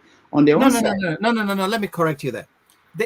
Our intellectuals today left the field for charlatans too. Yes. As the people who showed that the Biafran struggle were intellectuals. Chinua Achebe them. No, I'm talking about current one, not the past. Okay, good. Okay, the current one. Yeah. Okay. So they, on their own parts, they say that intellectuals like you and Soludo do not care about what they are going through, and that's why they are in there doing it the way they want to do it. Now, watching Soludo here, basically putting down his opponents in a way that I don't know if you will do that, talking, I don't know if anybody I know, Kendi Bear will do that.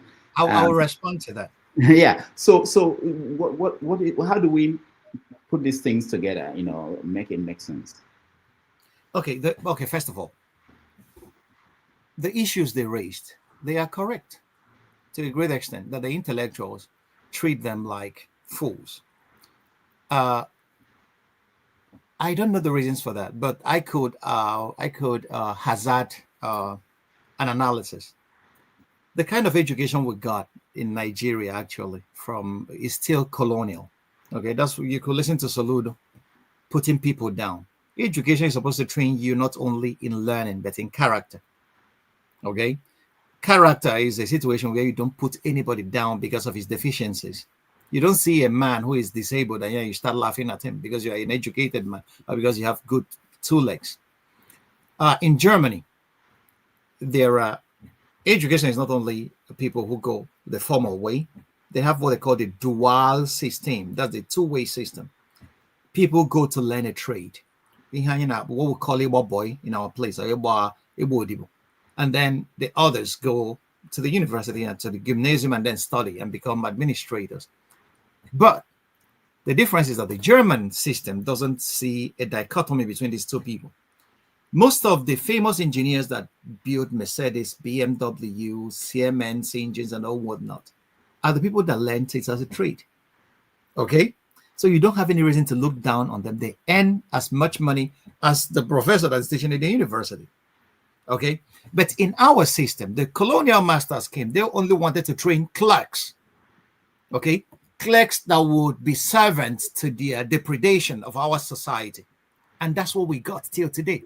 They only taught us how to blow big grammar with nothing behind it. And then you could see that in Soludo now, trying to belittle his opponent. You don't do that kind of thing. It was so very terrible for the ears to listen to a professor who is a governor. It's a democracy, yes. You don't even need to be a professor of engineering to govern a state in Nigeria. All you need to do is to surround yourself with the right people, the right advisors. Then you could govern anywhere. All you need to have is just common sense and wisdom.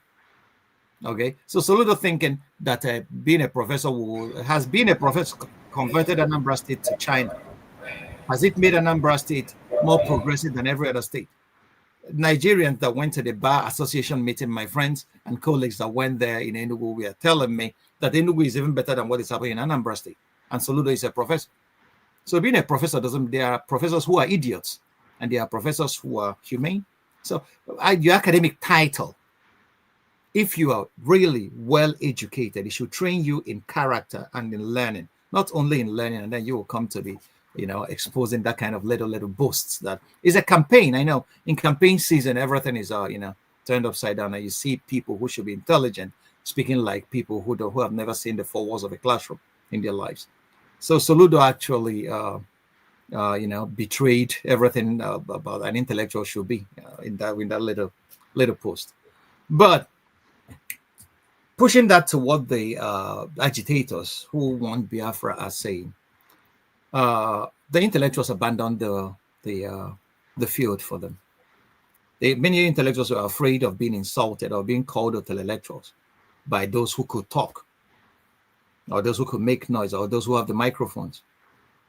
Every revolution has its thinkers. Karl Marx is one of the greatest philosophers of all times.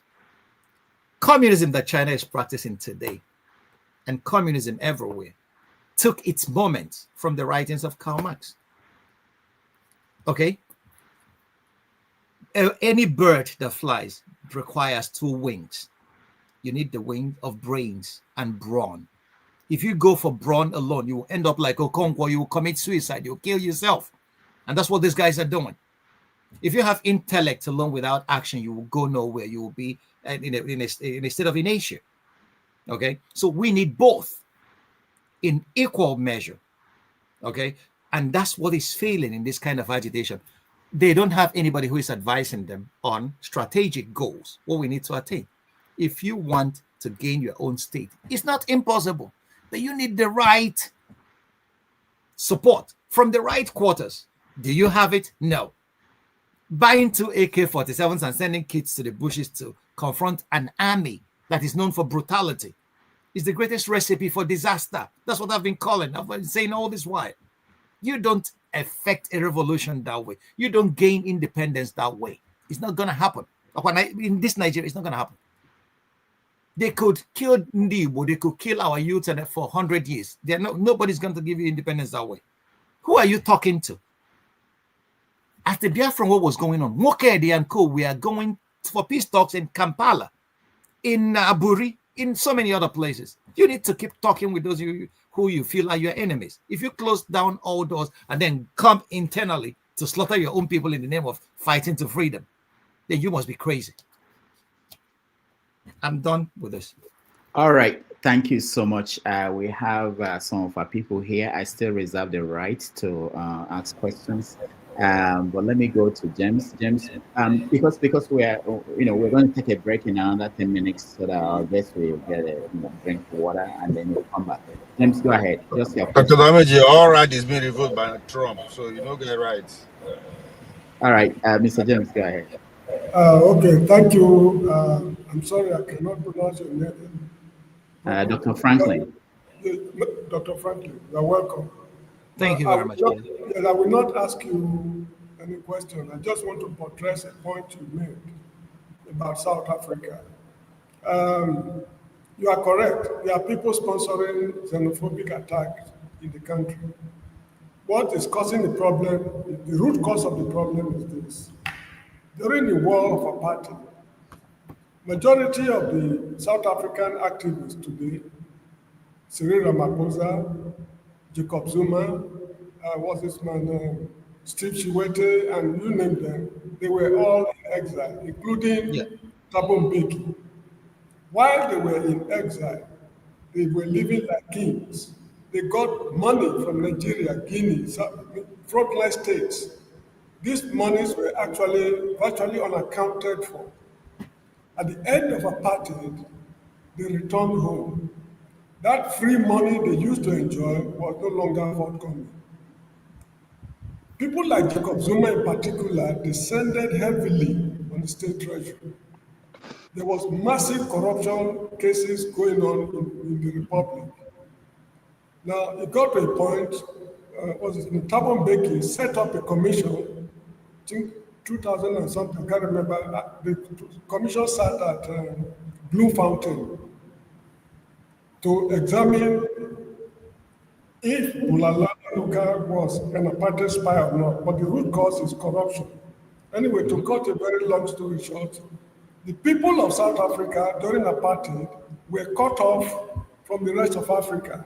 They were not getting Radio Nigeria, Radio Kenya, whatever it is. They were living in a world of their own. It was a prison.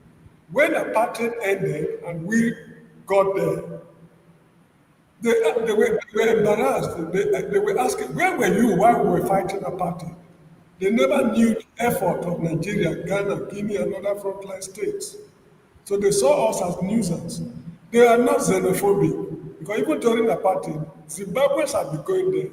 Lesotho, there's the Sutus, they be going there. The Swatis, they be going there. So they were used to what their neighboring African, nationals. But when Nigerians, Ugandans, Ghanaians, Senegalese started pouring in, they said, no, you people are ingrates. You are parasites. You want to reap in a place you did not sow. So people like Jacob Zuma had confidence in the Indians more than Africans. Yeah. His financial advisor was Shabi Sheikh. He was charged with corruption cases and he was in prison. Jacob Zuma later pardoned him when he became president. Mbeki was not happy, but he was caught between the devil and the, what's it called? Lucy. He really don't know either to chastise Jacob Zuma. He was a bit confused. He got to a point, he asked him to quit his cabinet. Jacob Zuma left the cabinet and eventually fought his way back. On returning, he went back to the same Indians. What's his name? The Gupta family. To fleece the state was broke because of the actions of Jacob Zuma alone. So they had no option than to tell him, brother, enough is enough. Back up and clear out of the party. That's how he went to form his own party. So I agree with you entirely. They are not xenophobic by nature. There are people sponsoring what is going on. And one of these people I mean, some of these people belong to an organization they call Operation Dudula.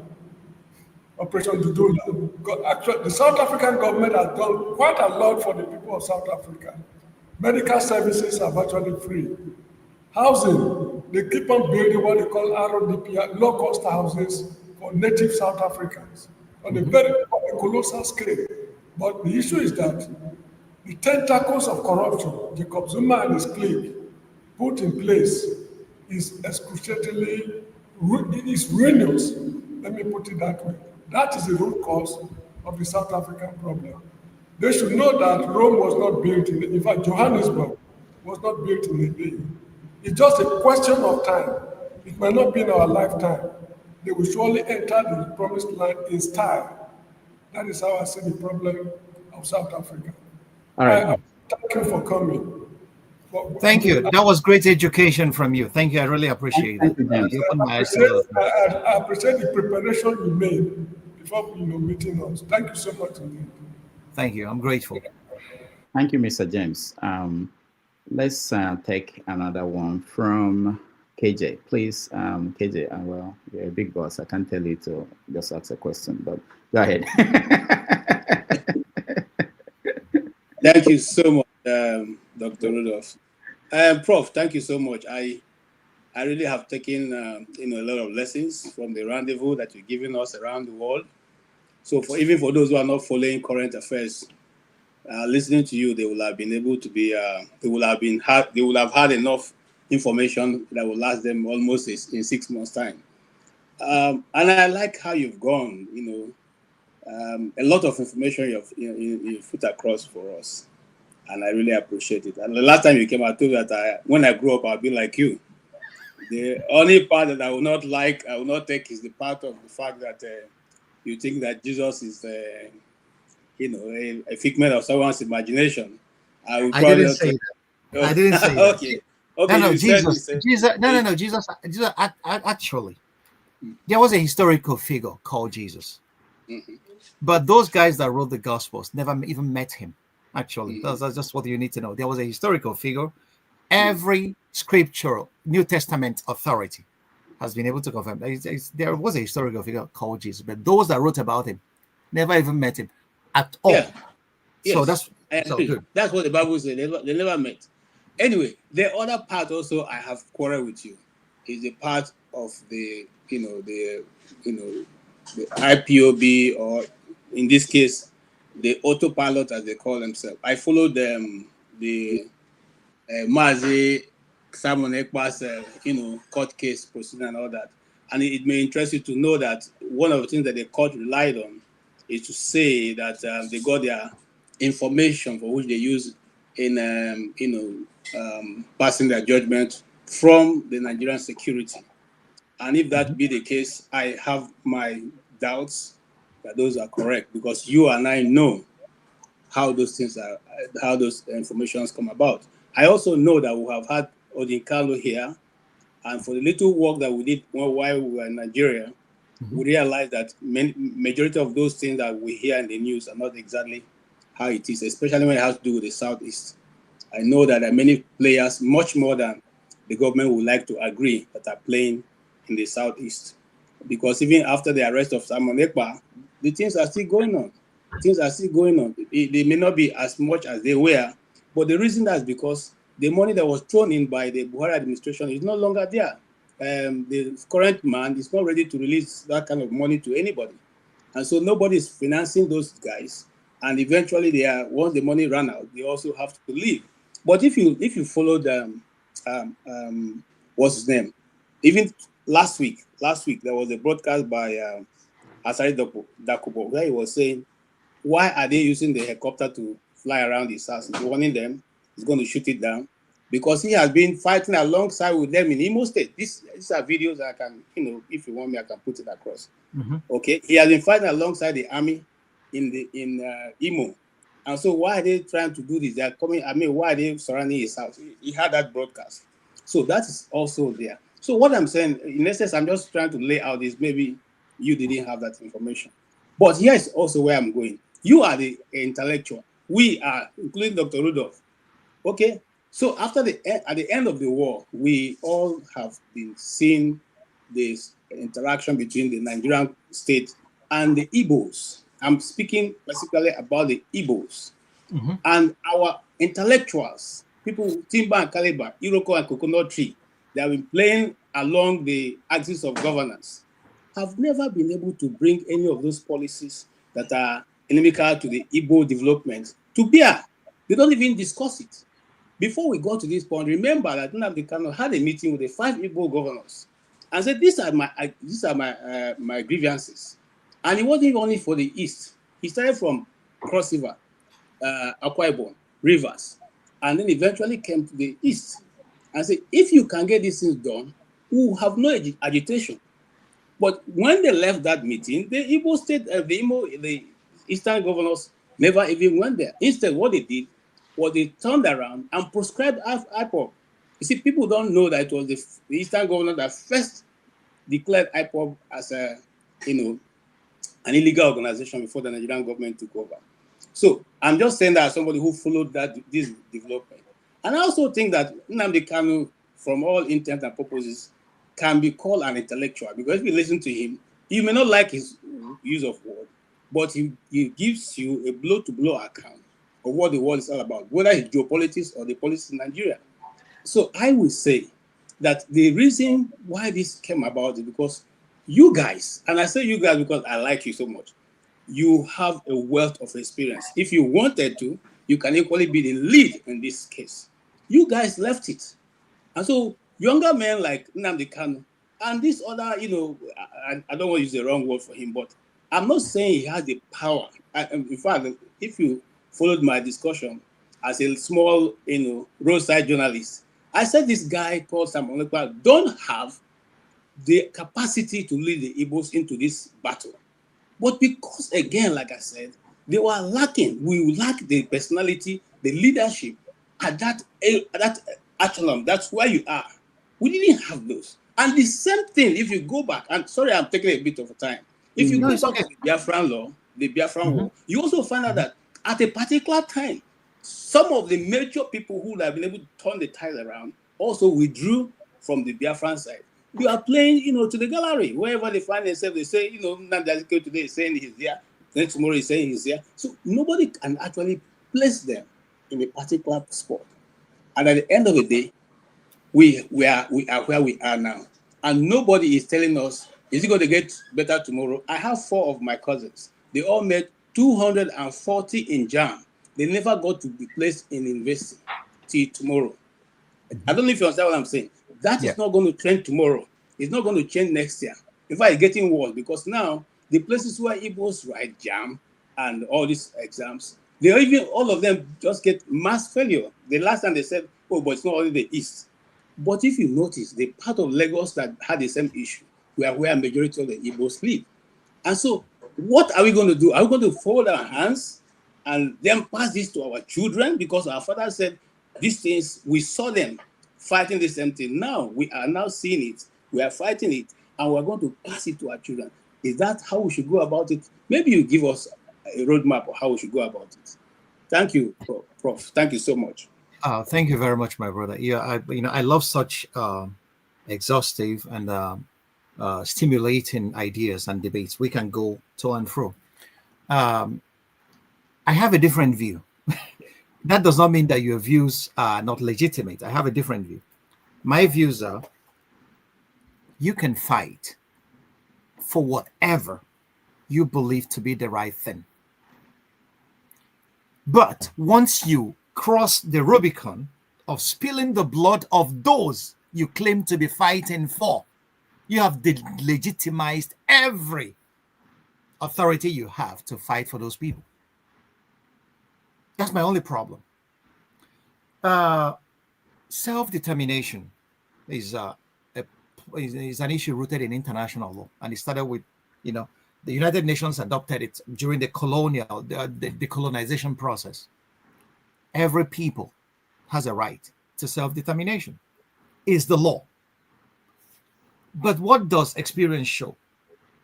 This right is not absolute. It has always measured its boundaries with the interests of the state. That's what we see in Quebec, in Canada. The Quebecois have been trying to secede from Canada to no avail till today. They didn't bear arms to that effect. They have been going for a referendum every other year. That's the same in Scotland. They have not borne arms to kill Scottish people because they want to secede from England. That's the same from Catalonia in Spain. Okay? Texas and the former Confederate states in America are always talking about confederation, going their own way. So my whole problem started when somebody made a broadcast that is going to bury Ikonso with 2,000 human heads. And that was when I said, this has gone beyond agitation for political issues. This is a personality cult, and this is bound to fail.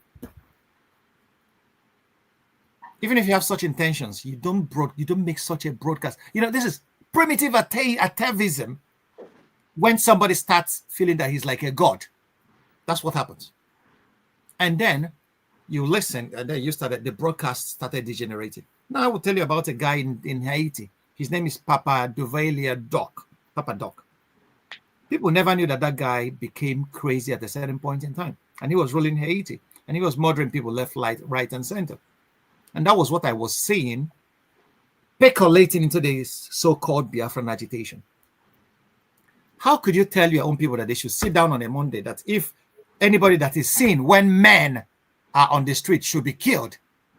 Iboya, you know, this were the recurrent theme in these broadcasts.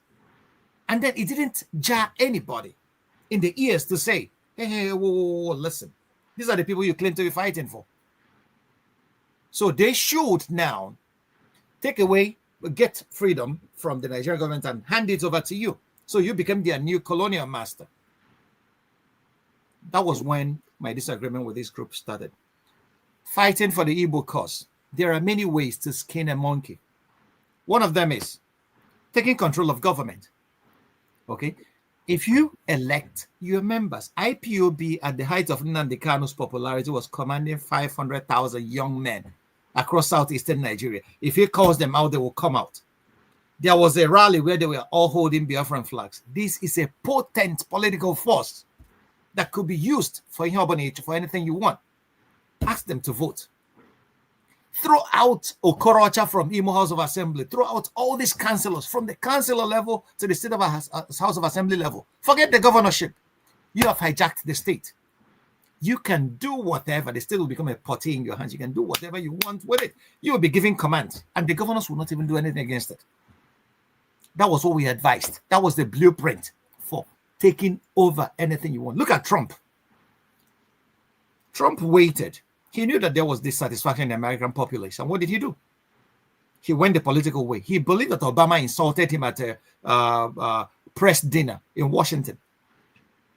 Obama made so much fun of him that Trump swore, I'm going to take this power from you. And he did. How did he do it? He started saying those things. People were listening to Nnamdi Kanu and Sam Ekpa. He started saying those things that people like to hear, and they voted for him. Now he is implementing his policies. The Democrats, I'm a liberal. We cannot do anything about it. He's arresting people and sending them to Venezuela, or killing Venezuelans, arresting people, sending them to El Salvador or to Uganda very soon. His policies. And then everybody, you see those who hated him. Everybody's coming to lick his ass. The NATO Secretary General was calling Trump daddy the other day in Europe here. A thinker who have seen that strategy matters more than screaming.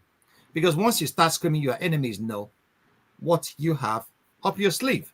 And then you are threatening your own people, the people you're supposed to be defending. That's no more agitation for me. That is a naked and primitive will to power. Go and read Bertrand Russell. He made it very clear. And I am afraid of such. And this is the major reason why we should be very, very careful of those we claim to hate. Because this issue started with the Fulanis are our problem. And I've always said the Fulanis are not our problems. The problems was sown before Nigeria was created. And this problem was sown because these guys that are teleguiding us never want Nigeria to be a united country. Because if Nigeria is united, we will be really the giant of Africa. Nigerians are among the most brilliant set of people you could see anywhere in the world. It's not a boast, it's the fact. So can you imagine the natural resource in this huge land meeting the kind of intelligence that Nigerians are endowed with? Biafra, for 3 solid years, they were refining petroleum in the bushes. They were maintaining an airport that was under heavy bombardment. They were making soap. Technology, they invented it themselves. Can you imagine what would have happened if these people came to power or if the state has been functional? So they have been afraid of it. Chinwizu told me interesting things while I was discussing with him. So, and then we are now trying to digest each other in Nigeria. And then they are keeping us busy, whereas foreigners are coming and stealing our resources and going. Go to any airport on any given day. Planes flying to Nigeria are filled with white people. What do you think they are coming to Nigeria to do? Although we are poor. If there is nothing to be found there, what are they going there to do? Every day from all major Western airports, we have abandoned our patrimony to foreigners because we are busy fighting silly things that have no meaning. And they are taking away our resources and enriching themselves. So the politicians you think that we have, we don't have any politician. These guys are imperial auxiliaries. They are warrant chiefs. That's why they don't care about any of us. The resources they see, they just take it and then send their kids abroad or bang it. Ibori was convicted in London. For what? Money laundering. Tell me any Nigerian politician that has his kids in Nigerian schools.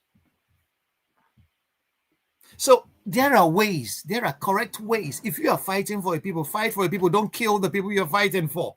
That's all I am saying. And that's where these guys lost me. You don't kill and destroy properties in Igbo land and then tell me you're fighting for Igbos. No, you're not fighting for Igbos. You're killing them. That's what it is. And there is no way I will ever support such an agitation. It's not going to happen. Agitations, like I said, are built on brains and brawn. You consult widely. How do we go about this? You could be making noise or speaking on the radio, but never. Your brother is sacred. Do you know why Okonkwo had to go to exile? In Chinua Achebe's Things Fall Apart. He shot a kinsman. And he was, the Igbo punishment for that is to exile you for 7 years. Okonkwo had to go into exile. Because the land has been desecrated. But these guys are spilling Igbo blood every day. And you are telling me that they are fighting for our freedom. You can't kill me to free me. That's all I am saying. It's no longer an agitation. The elements that have hijacked it, and they are doing all of us ill. What do we gain from the sit at home on Mondays every day? We are losing man hours. These are hours that Chinese are putting into work and trying to capture the tomorrow. We are wasting it. Our children don't go to school. Exams are canceled. People that are going to hospital, pregnant women cannot even deliver on a Monday. We are fighting for what? Killing ourselves, fighting our faces in the name of agitation. And people will find it okay. I'm not comfortable with it. I can't live in such a society. I will scream. I know I'll be one of the first casualties of such a situation because I will never keep quiet. So what do we gain from that? We have not gained anything. The only thing we have gained is to attract the Nigerian military presence into Southeast, and they have converted our land into the war front. And then people that are they have always loved spilling Igbo blood, and now they are spilling it to their heart's content because we invited them with our form of agitation. There are ways to get what you want from any government. Take over that government, not in a coup. Through that process, through the ballot box, you guys have the numbers. Use these numbers. Use your head. Use the numbers you have. Overwhelm the southeastern states. Push your members into the House of Assembly. Let them make policies. And that's where you will see that we govern in prose, in poetry, but we rule in prose. This is where you will see that ruling and governing people is very difficult. And then that's when you will see that those guys you think are members of IPOB, that they love their own pockets as well. You vote them in, they will start making deals for their own pockets and forget everything about this agitation. That's always the case. History has taught us that. So, my brother, I agree with what you're saying. Odin Kalu led a panel that did an investigation into the activities of these unknown gunmen and all whatnot in Southeast Nigeria. They submitted the report to the governor of Anambra State. I've not seen the white paper. I wonder what Soludo is waiting for to get out the white paper. I know it's not. That's the point. If we open the door, people will come into our home and take a shit on our sitting rooms. And that's what is happening. IPOB opened that door. And then people are taking a shit, and then it's been hijacked by every other undesirable element. And that's why we have to tell ourselves the home truth. And that's the way our salvation will ever begin. We caused this problem, and we will start solving it ourselves by knowing what the truths of the facts are. What are the facts? We have to call these boys and calm them down. Killing your brothers is not going to bring you Biafra. It's going to destroy the manpower you will need to build that society. They're your allies, not your enemies. You don't force people to sit at home. You're denying them of their fundamental freedom of movement. So these are the grounds upon which the Finnish court convicted Simon Ekpa together with what they call aggravated tax fraud. So we have to be very, very careful on what we tell our people to go and do. We can get what we want. Like I made a suggestion. I headlined Peter Obi's visit to Germany when he came here. In the line of that discussion, I told people, now listen, if you look around Bayern, Bayern in Germany, Bayern is the industrial base of Germany after the Ruhr Valley at the end of the Second World War. Okay, Germany is one of the richest states in Germany. Bavaria, they call it. I was thinking, can we convert southeastern states to the Bavaria of Nigeria? How can we do it? It's very simple. Let us first of all create access, open up the southeast, good roads connecting every major town in Igbo land, rail lines. The governors can do it with the money they steal every month. They're called security votes.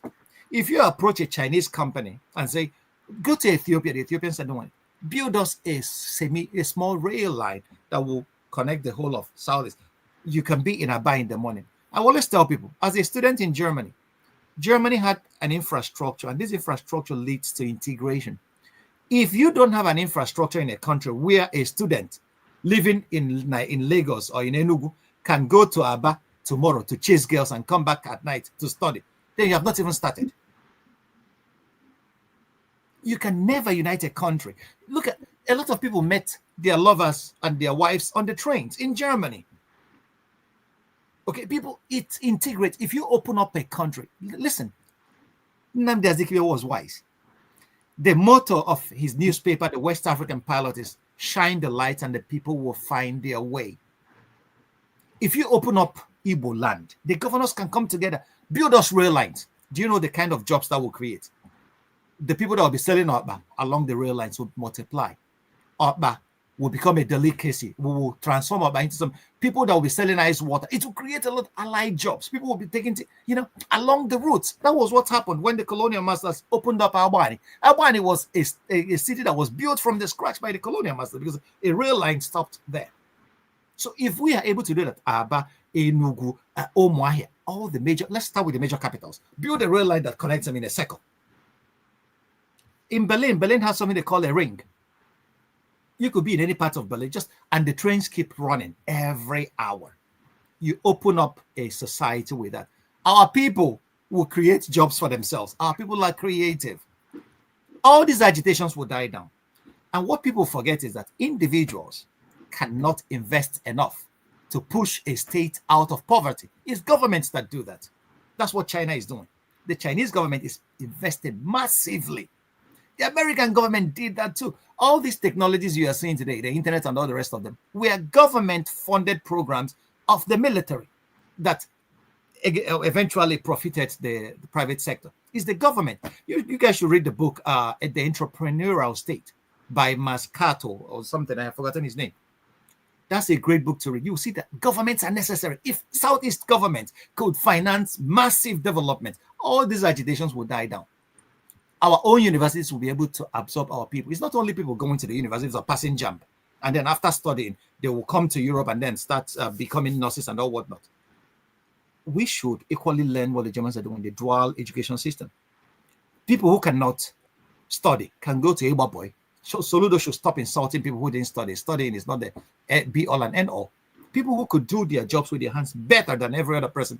Like Ralph Waldo Emerson said, if you build a better mousetrap than your neighbor, the world will make a beaten path to your door to patronize you.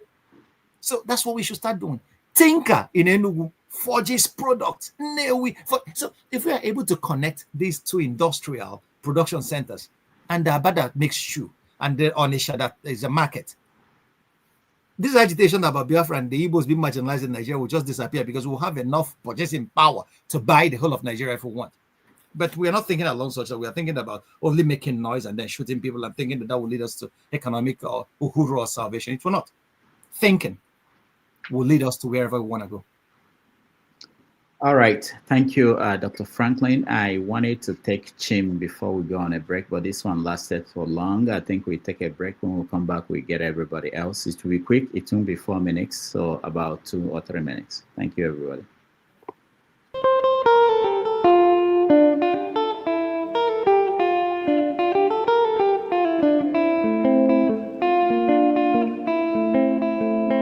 Eddie Kwanzaa, bio bio. Eddie Kwanzaa, bio bio.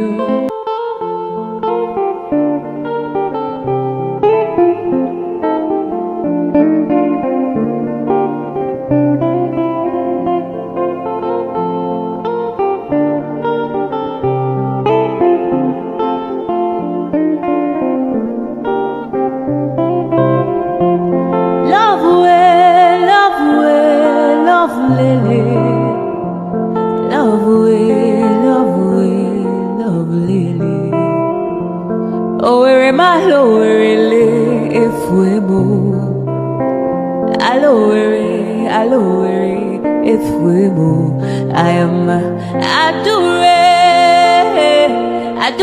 lele, adure lele. Idu kwa samaka onyoma odika powder. Idu kwa samupu onyoma odika fomu. Idu kwa samishi onyoma odika pilu. Oh lo lo lo lo, aturu bwebule wakamwa iwariwo. Ice. Rosa Olerio, Rosanna Olerio, Rosanna Olerio adikadimba. Adure Oleri, Adure Olerio. Adure, aturu bwebule wakamwa iwariwo. Adure, adure lele, adure, adure lele. Idu kwa samaka onyoma odika powder. Idu kwa samupu onyoma odika fomu. Idu kwa samishi onyoma odika pilu. Oh lo lo lo lo, aturu bwebule wakamwa iwariwo.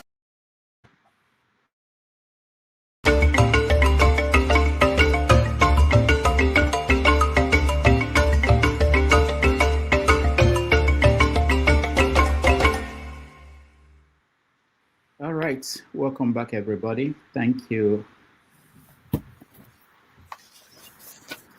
If only I can see myself. Yeah, check your camera, your backstage button. What happened? Can you guys see me? Your backstage button. Doctor, just pay me, I'll help you. I don't know what's going on with my technology here. All right. Thank you, everybody. I think I can see myself. KJ, can you help me if you're at the other end and you can? I don't know why. Okay. Doctor, you're so old school, you're analog. All right. Okay, we're back. Thank you so much. Dr. Franklyne, thank you for a wonderful evening with our people. And I want to bring in Chim now as the next person to comment or question. Chim. Hi, Rudolph. Can you hear me? Yes. Dr. Ogbunwezeh, I didn't know you like Tokpa. So, Of course, yes. okay, I'm quite interested. So, in the midst of everything you've spoken about, I just want to talk about, I think, 2-3 things. Predominantly, I want to focus on the South African question and xenophobia. But I will just love to say that I share your views when it comes to the agitation in the South, especially when the guy that's just been incarcerated in Finland stepped into it. I think his methods were pretty crude and very insensitive. And I often am surprised with people like KJ, my brother, who have a bit of a soft spot for him. And I wonder if they can't see some of the things you just mentioned or alluded to. No, Jim, don't bring me in. I'm a journalist. I look at the facts, and I don't have any sympathy for anybody. But okay, KJ, can you just let me? Just keep me out of it, okay? I beg you. Okay, I mentioned your name, Prof. And I think if I was in Germany, I'll be coming to his house every evening because there's so much to learn from him. But I mean, we still are different people. That's the truth. Okay. Thank you. Okay. I'm sure I mentioned you with love. I wasn't mentioning you as an attack. So, but the point I want to make is I do not see how rational it is for anyone to say you're fighting for a group of people and then you're decimating them economically, taking their life and pretty much making them to live in fear. Yeah. Because I thought the essence of leadership was love and to help people, accomplish their objectives, not to do the kind of things I personally think, which you also alluded to, reading the Animal Farm, where somebody says all animals are equal, or some are more equal than others. So, and that's pretty much what Simon Ekpa was projecting, if anybody couldn't see it. Because those kinds of people, by the time you actually bring them on top political leadership, they inflict more harm than the supposed good they claim to be pursuing. So, without a shadow of doubt, I agree with you on that. The only difference that I will add to is that I do not think he was doing that thing in isolation. I think there were state actors, federal, state, involved behind the scene, pushing those narratives. Anybody can call it a conspiracy, but I'm very strong on those views that there were people funding those things, and some of them are in political offices in Nigeria as we speak. When it comes to the other one, is just a comment, because I would like you to educate me more later on, maybe not now, because I thought Peter, who met Jesus Christ face-to-face, wrote a book. I thought John, who met Jesus Christ face-to-face, wrote a book. But I'm hearing for the first time that many of the people who wrote those books did not meet him. So that's new to me, but that's not the core of my contribution. Now, let me just go straight into the apartheid and South Africa issue. I have been privileged to work with these people, and I don't know if it's correct to say, but I am not necessarily known for my political correctness, so I'm just going to say it as it comes to my heart. I don't think the average South African Black post, or is it pre-1994, is well informed and educated. I've met a lot of them by virtue of working for South African companies, because these people who fight, struggle, and tell us about xenophobia, many of them worked in Nigeria for MTN. They work for MultiChoice. These are South African companies. So I don't see how a Nigeria who does not have a border with South Africa, but was termed a frontline state during that struggle to dismantle apartheid. We invested our resources. The only South African politician, not even Mandela, the closest Mandela came to was visiting Nigeria to say thank you. Outside of that, the only South African politician of modern time that accurately knows that history and says it's a history that's been lost is Julius Malema. He's the only one who came and has mentioned everything we did for that country. When I say people think I'm just talking, go and read it up. Nigeria spent our petrodollar on South Africa. Pouring money to South Africa, pouring money to South Africa. And people don't seem to know it. So here's my point.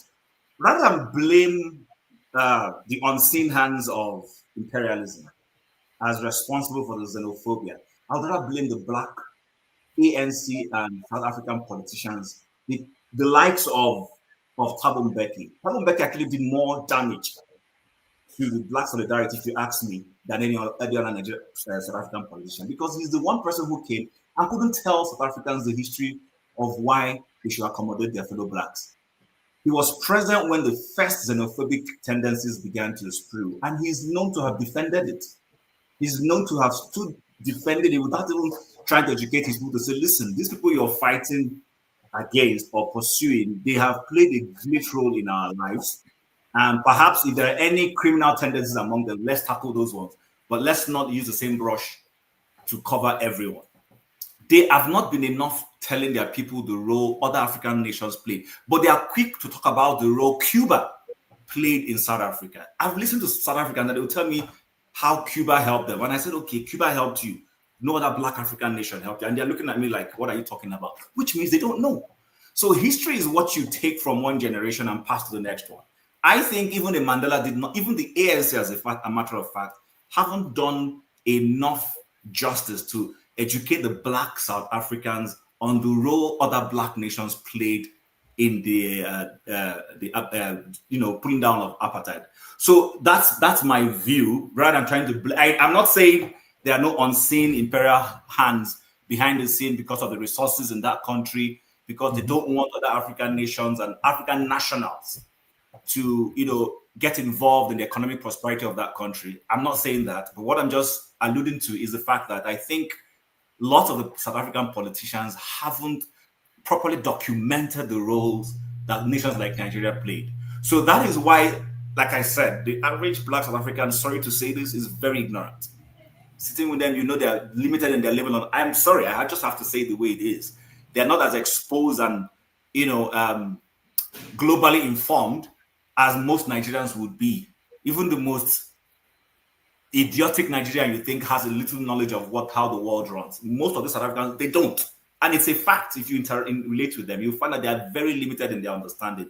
So that's just where I wanted to chime in to say, okay, rather than, because I always see us blaming imperialists. I'm not saying we can't.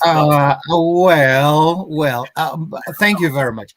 You raised a very serious point.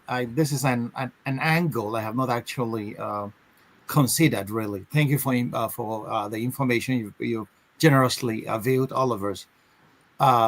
That many South Africans are not as, I'm just looking for a better word, are not well acquainted with the sacrifices of countries like Nigeria. It's as a result of apartheid as well. Okay, you have to know this is a society that was caged in by the apartheid government. They were caged in. They were, secluded from human society, so to say. So they were very busy fighting for their lives, fighting for their struggle. So, but these are the kinds of after effects that you notice in such societies. Is a part of the trauma that South Africans have to are undergoing. So it's a part of the trauma of apartheid. Their education is not complete about history, and there is equally the history of the same thing could be said of the Biafran War. Many people who came after Biafra don't actually know the history of Biafra, because during the war there was a lot of propaganda. Even the major actors refused to write their memoirs. Ojukwu didn't write anything. Okay, and that leads equally. Plays into the hands of the Nigerian government that doesn't want history to be taught in our schools.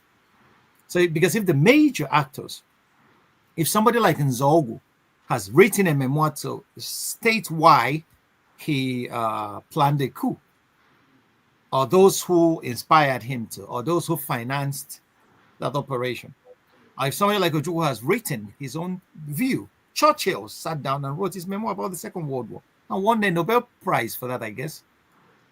Okay, but our people, we this putting something down for prosperity, for posterity, that we don't make the same mistakes that our forefathers made, has been quite a mission impossible for many of us. So, but you could read snippets from people like Uwechui and all the people. If you go into, you happen by accident across some of these facts on the classified documents of the British government, you see why they supported Nigeria. It's about oil. It was very clearly written. So the South Africans are not, many of them are not educated about the role that Nigeria played in their liberation, could be thanks to the traumas of apartheid. But thank you for that. Another issue is that I don't believe that a people, people are trained to hate. People are educated to hate. If you see two kids born today, two children, go to a playground, you see two children from different backgrounds playing together. But they are socialized to hate. They are socialized to see the difference in the other person. And then once it is weaponized, then the society goes to hell. And that's what is happening in South Africa at the moment. But it's really a shame that South African politicians are letting that happen. So that's all I can say to that. Let's move on. But thank you. I really appreciate the information. They are very, very, very educated. All right. Thank you so much, Chim. Thank you, Dr. Franklyne. Let me just tell anybody coming up now, because we're looking at time.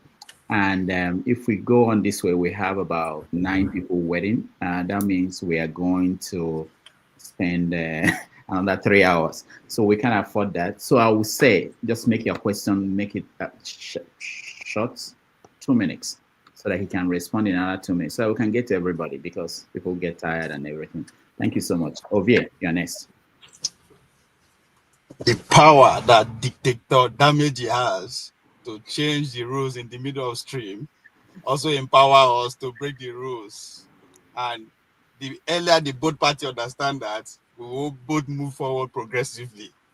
Sasha, tweet that out.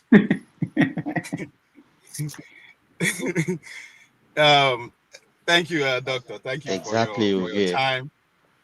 Thank you for your time. And I say for me, I look forward to this day today for 2 obvious reasons. One, to compare my conspiracy theories, not for the point of argument, but to think if what I've been putting together is right. And so far, I would say I'm not disappointed. So I appreciate your time, your insights, and your perspective. And the other part is the continuation of the conversation we started the last time you were here. The last time you were here, you alluded to the fact that Trump is leading America the same path Gorbachev did with the Soviet Union, to which I disagreed. And I said that to understand the current Trump administration, you need to understand the 5th and the 25th presidency of America, which is James Moron of in early 1800, and that of William McKinley, Mr. Tariff. So, and today you refuse to say much about China, which I brought to your attention then about the revolution that is going on in terms of the electronic transfer and all that, which you agree with. But today you took the side of what Chimamanda described as the danger of a one-sided story. You spend much time analyzing what is going on in China. So I thought, which I agree with you, except you did not include the fact that the progress of the Chinese economy really took off when Americans capitalists or the West started investing in China, and the American consumers started buying from China, which is still going on. We don't know what is going to happen when that stops. But that is, by the way, to understand again, to another perspective of what is actually going on in the presidency today, because you see maintain that stand that America is going down the drain. America is an invented nation. What that means is that, like many nations. No, the difference here is that America is in a position to reinvent themselves over and over again.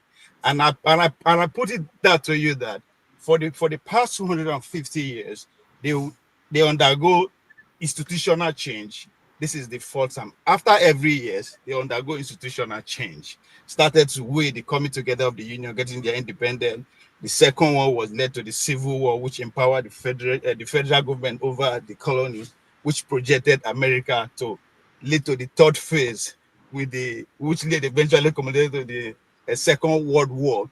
But what is going on today is the 4th change that is happening under Trump. And one can argue started with Obama. To some extent, you alluded to how Obama bailed his friends, as like those in Wall Street, which is one aspect of the change that is taking place. Because what happened then was to take the power from the warehouse capitalists and all that, take it to the financial section, which is again in line with singularity movement. I don't know if you are following the aspect of what is going on. Dr. Lamiji, please, please. Then, so what is happening now is to empower the presidency. They are preparing for cyber war that is coming. They're to empower the president. It's very telling and obvious during this Trump administration how he's getting away with even the Fed, immigration, and everything. So that is what the change, that the effect of the immediate change that is going on is bringing upon. But it's the socio-economical change is when you alluded to that the American society is undergoing through I mean, you put it in a way that is going to affect their labor. But what you are not understanding is that there is the underneath all that there is a debate about what is cultural, what is how do culture live together? Because the last 80 years was pretty much the perfection of nationality. Nationality, how do we create a nation that consists of different nationalities? But this time around is how do we have a nation that is composed of what? Culture, the LGBT and the other. That is undergoing, that is underneath the chaos that the America is going through. It might lead to civil war, what you don't know. And I'm saying that to say that America is going through what George Friedman called the storm before the calm.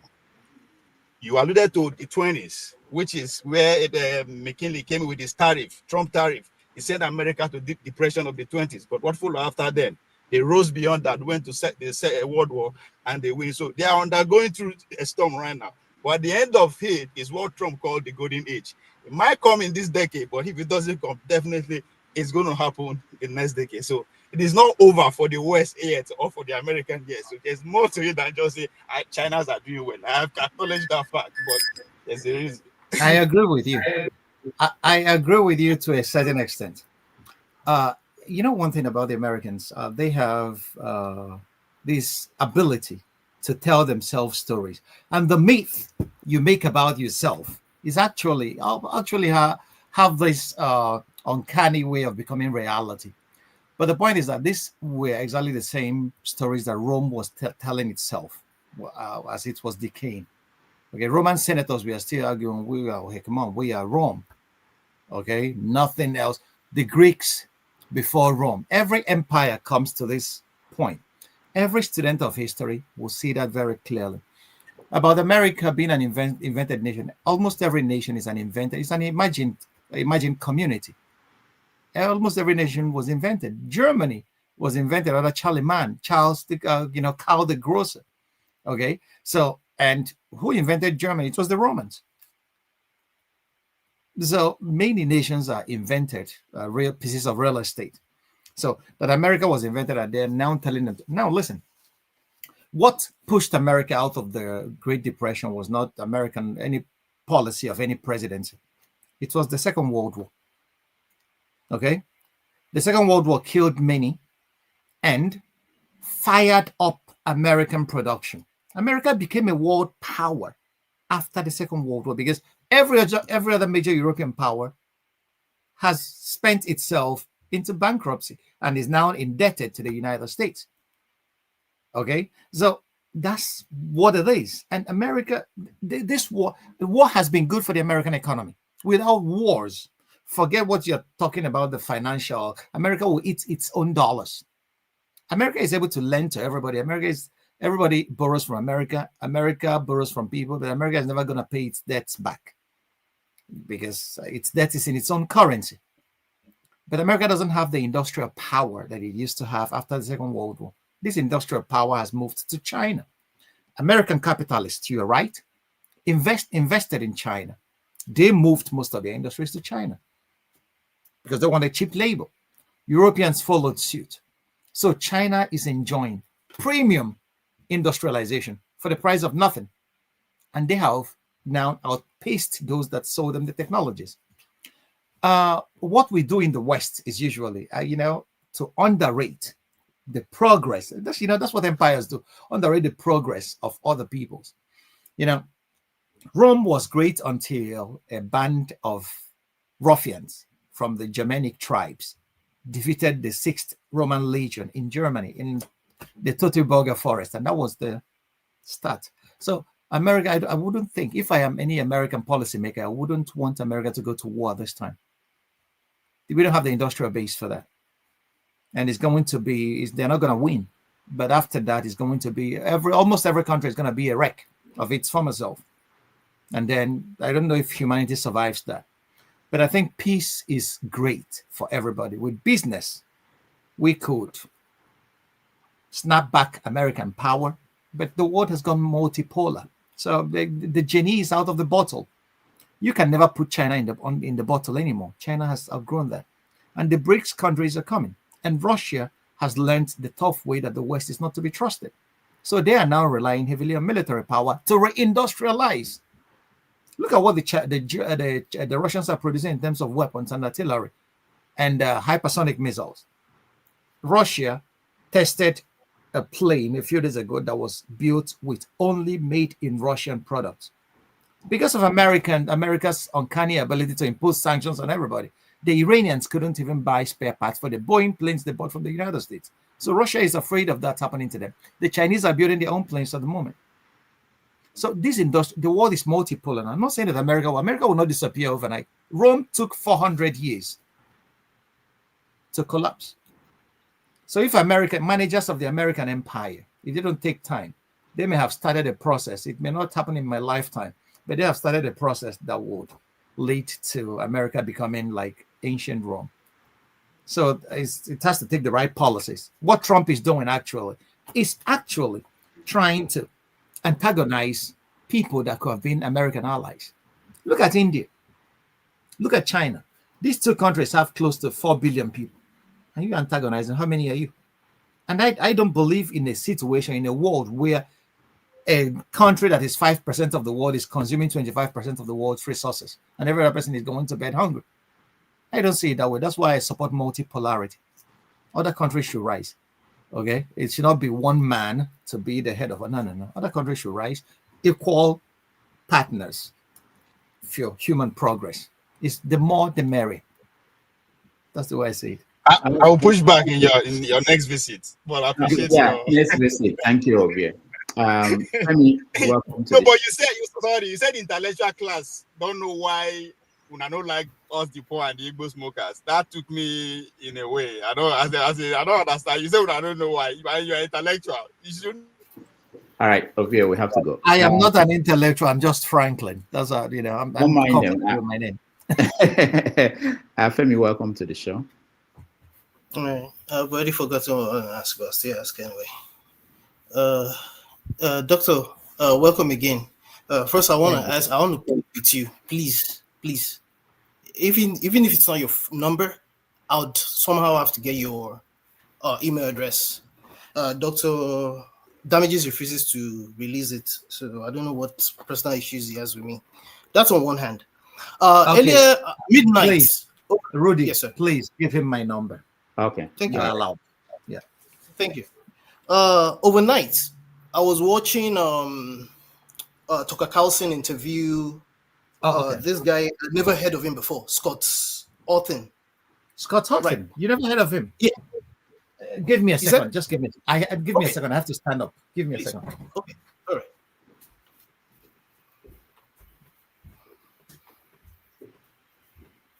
Femi, I don't think I have your number here, so send me your number and then I will. Okay, I'll send it to you on the number that you sent to me. I already have your number. Okay. Thanks. All right. So you see what, of course, now. You have to get this book, Scott Houghton. It's part of the reason why I need to talk to you. You have to read. You have to read this book. Anybody that has not read that doesn't know anything about what is happening in the Ukraine and with Russia and the United States. Anyway, okay, good. And he led me to part of what he was discussing with Tucker. It led me to Dr. Ray Casagrande. I've never heard of him. I know Casagrande. Yeah, I know him very well. And I was like, oh my God, there's only 24 hours a day. There's other things I want to do, but we live in interesting times. And in the last couple of years, I've taken my time to start re-educating myself, because if there's anything, I'm one of those that have been fooled by the like of VOA back in the days in Nigeria and all that. And thank God, if there's one thing I would applaud Trump for, it is defunding VOA. I mean, not like Trump, but there's some things he's doing, whether intentional or unintentionally, or being pushed by certain people that he listens to. Because, Trump happens to be someone that typically we like to make jest of as being someone that does things on impulse based on the last person he spoke to. That's a one hand. You said a lot. And like Doctor always likes to allude to, he always tries his best to, in the background, kind of subtly in some cases, to try to see how it compares with what's happening at home in Nigeria. Because whether one likes it or not, whatever happens in the entire stratosphere or whatever has its bearings in what happens even in our local communities, whether in Ife or wherever. Now, part of what you said, which I want to speak to, is you saw what happened recently when the Armenian and Azerbaijani presidents came to the US, and then they signed that accord. And then I'm like, okay, you know, in America, I like to say something, follow the money. And then I'm like, okay, all of a sudden, we're hearing about this bridge or something that's being built. And I'm like, okay, let's dig deeper. So I listen to people that know better about America, the likes of yourself, even Americans that have no affiliations with the likes of Richard Wolff and co. With whether you're a Republican, they just tell you the way it is and how America is already fast tracking through even Trump, if you will, the end of the empire. After all, the other time someone was trying to miseducate me here and telling me that the Roman Empire is still alive, but that's another story. My question to you is this: with all of the things that we're seeing back and forth, because by the time we finish, you'd have heard another story that just happened, with what's seeming to be the fascism that we begin to experience here in America versus the likes of what's happening in the Middle East, and all of a sudden the Britain, Germany, Australia suddenly realize okay, it is genocide only because of what they're facing, if they're facing in their countries. Where do you see the world by the end of December, especially again when you suppose it with what's happening between Ukraine and Russia? My brother, I'm not a clairvoyant. I can't see tomorrow. I am my abilities are so very limited in that regard. I don't know. The issues are, the world, we're in a very fast era. The social media, the internet has actually democratized access to information. And what is happening at the furthest end of the world will be on your desk in the next second. Okay, somebody is being killed in Australia. You see it on your telephone the next second. What is happening is there's a new realignment. The old order is no longer sufficient to sustain the global impulses that is being released by American mistakes, Western mistakes that is being clearly shown in what is happening in the Ukraine and in Gaza. So due to that, many countries, anyway, Henry Kissinger said it, to be America's enemy is dangerous and to be America's friend is fatal. Okay, so people who have had serious dealings with the United States have come away with the feeling that they cannot trust Washington across many governments, many administrations, not only Trump. This has been the feelings of those who have actually had dealings with the United States government. I'll give you an instance. In the late 70s, from 1979 to 1988, what occupied the news was the Iran-Iraq war. The United States instigated Saddam to fight against Iran, but went behind them. Reagan was selling weapons to the Iranians and using the money to fund the Contras in Nicaragua. And they were caught, Oliver North and co. And then there was this famous hearing on the Capitol Hill, the Iran Gate scandal. So Saddam knew then that his cookies have been eaten. So that day, George Bush came later to kill him and hang him was just, he knew as early as that. So the guy that is asking you to fight this guy is supplying weapons to the same guy and asking you guys to kill each other, So anybody look at Haiti. Clinton did President Aristides in, sent a private jet and told him, get into this plane and then fly to Central Africa. You are no longer the president. That was the priest president of Haiti. So people, and then his advisor said, do you know why there is never a coup in Washington? Because there is no American embassy in Washington. So, which is to say that any country that has an American embassy could have a coup any day. And that has been, American declassified documents show you that. So if you start from Chile in 1973, September 11, 1973, when the CIA empowered Pinochet to kill Salvador Allende in a coup, Argentina, America has conducted over 74 change of governments across the world since 1945. So today, at the collapse of the Soviet Union in 1989 till 1991, the Russians have always been saying, you are not going to extend NATO to our borders. And the West agreed.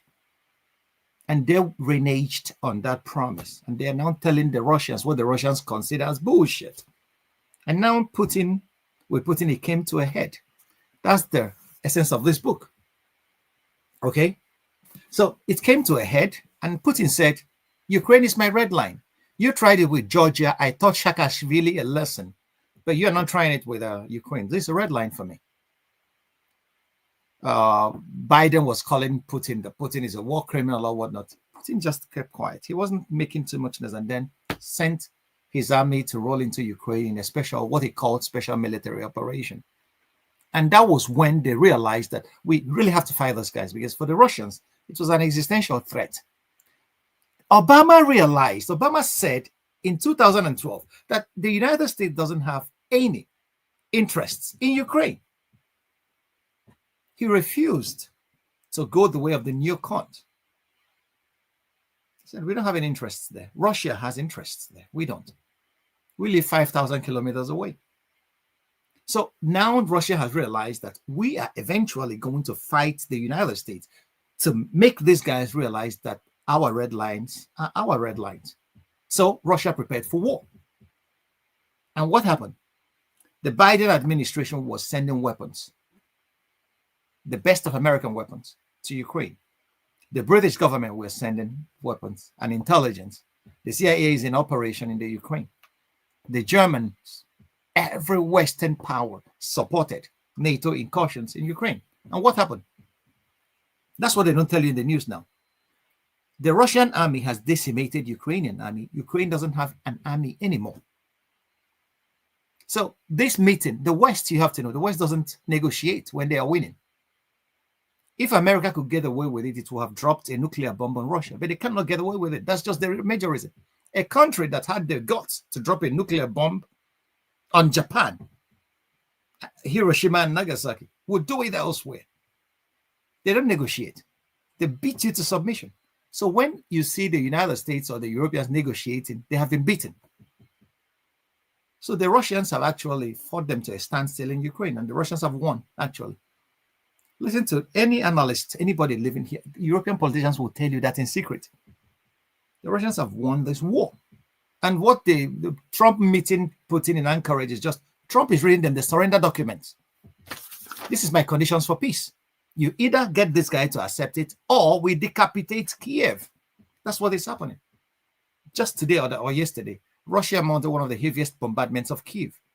It's not that war is something to be to praise or to be happy about. I'm not happy about it.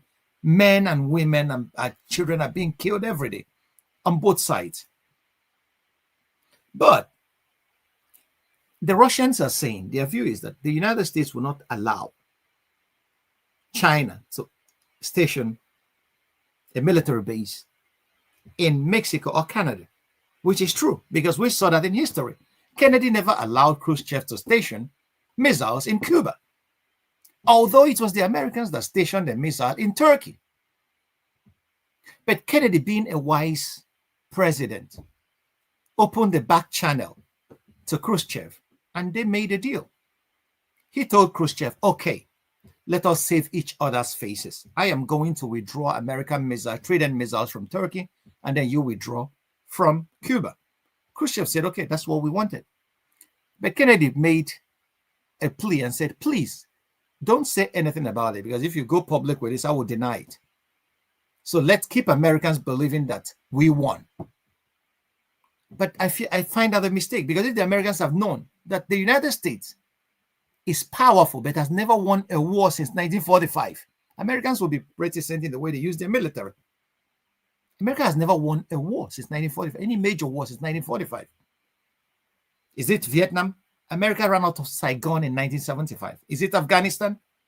We saw under Biden, people were falling off planes because the America had to withdraw. Is it Iraq? Obama withdrew from Iraq.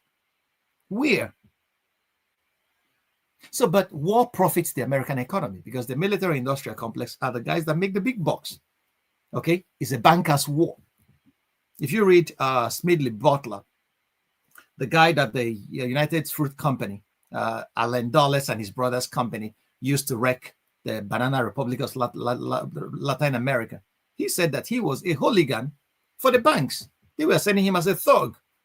The American general said that the American military are talks just for capital. So that's what it is. So it is now it's no longer an ideological battle between communism and capitalism, because capitalism as such has not done. I told Rudolph during our discussion, the miracle that a kind of controlled economy being practiced by the Chinese has wrought. Capitalism has never done that. These guys brought 700 million people out of poverty in 30 years. Okay? So if they tell us about democracy, now what we want, democracy on an empty stomach is nothing. People want to have their welfare taken care of. They want to feed their families 3 times a day. They want to send their children to school. They want a good environment provided for their self-actualization. That's what the Chinese government has been able to do. But we call them communists. But they are giving better lives to their people. I think we should learn that model in Africa on how to give our people a better life, even though we don't go to vote anything. The Chinese don't vote. The Communist Party sits down and votes the leader. But these guys have been able to provide China, make China the leading economy in the world today. What is the magic? That's the question. So America now doesn't like what China is doing. They don't like the fact that China is progressing. So America wants to be the top dog. But other top dogs are rising. China, Russia, that had never went away. And they are creating their own alliance. So the United States doesn't want that. So, and eventually there's going to be a seismic collision between these two powers if cooler heads do not prevail. And then that's when it's going to be dangerous for all of us. That's the way I'm saying it. That's my analysis and prognosis for the future. All right. Thank you so much, Femi. Thank you, Dr. Ogbunwezeh.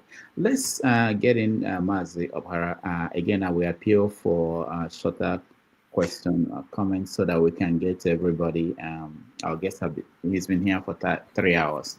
Yeah, exactly. Doctor Franklyne, guten Abend. Guten Abend. Ja, ich hoffe, es geht dir gut. Kannst du mich hören?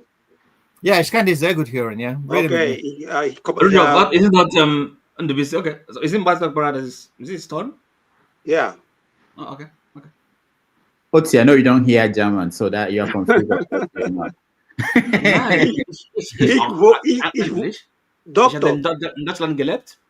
Ich wohne in Ostwestfalen. Und okay. lebe seit 2000 in Großbritannien. So. The Germans are over everywhere. Yeah. All right. Otzi, bitte ein bisschen Geduld, bitte. Sie haben alles hier erobert. Ja. Ein bisschen Geduld, Mr. Oti. Okay, alles klar. Okay. Dr. Franklyne, please, you said that Igbo leaders should come together and build railway across Igbo states. I believe here in Germany, we have a Bundesbahn. The federal government construct the railway, then the states can buy the wagons and put on there. So it is left for Nigerian government, Federal Republic of Nigeria, to construct that railway across Igbo land, the same way they're doing in Yoruba land and across and in the northern Nigeria. They should do the same thing in Igbo land so that we can encourage our governors to buy the wagons and place on the railway. Because here in Germany, it's called Federal Bundesbahn. Yeah. Bundesbahn. Mm-hmm. It is federal ban. So many times people come and blame Igbo leaders on not connecting Igbo land with railway. That is false. It's not their responsibility at all. It is not. Okay. Secondly, you spoke up, about a genocide in Palestine, which is very horrible I mean, it's condemnable. But what sometimes we look at this, our Black people, they don't speak about the genocide going on in Africa. I mean, I'm not you, but I have listened to a lot of Black intellectuals, mostly from sub-Saharan Africa. They do not speak this loudly, like the way they speak against, the genocide in Palestine, and that is really very annoying. Finally, or secondly, Igbo intellectuals, I think they abdicated from their responsibilities after the Civil War. Okay. That is because where there's power vacuum, there will be all this kind of agitations. Mm-hmm. I believe that after the Civil War, they did not speak. They did not speak for us. They just went their ways. Everybody just went their separate ways and left Alibo, empty. That's why after many years, you have Wazirike, you have Nnamdi Kanu, you have Simon Ekpa.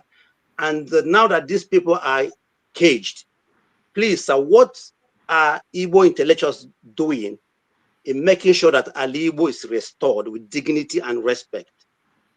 Please. Thank you. Thank you, my brother. And finally, sorry, Armenia genocide, 100 years after Armenia, it was their intellectuals, their Armenia in diaspora started talking about it. That's why the Western world are now recognizing Armenia genocide after 100 and something years. So please, why? Because I believe that Biafra was a genocide. Yeah. And those people who committed this genocide are still walking around. Nobody is asking them questions. Okay. But we are here. I have captured the core of your questions. Yeah. And I thank you very much. Ich muss mich bei dir bedanken. Ja, bitte schön. Deine Fragen sind sehr, sehr, sehr ausführlich. Entschuldigung, wo wohnen Sie nochmal? Frankfurt. Frankfurt, ich wohne in Ostwestfalen. Alles klar. Wir reden nochmal später, okay? Okay. Yeah. Sorry. Okay, sorry. So I captured the core of your questions. First of all, you are right. In Germany, it's the federal government that builds this major, like I said, it's government. Entrepreneurial state shows us that government has to do massive investments. But I am saying in a case where we feel that we are marginalized, why can't the Igbos come together and say, okay, let us open our space? They don't want to build for us. Let us build a better one. Okay, it's just a suggestion, a white paper that a position paper that we could write and say, every Igbo man living anywhere in the world should contribute €5 a month. Let us do it for 2 years, and then let us use it to invest and build our own railway.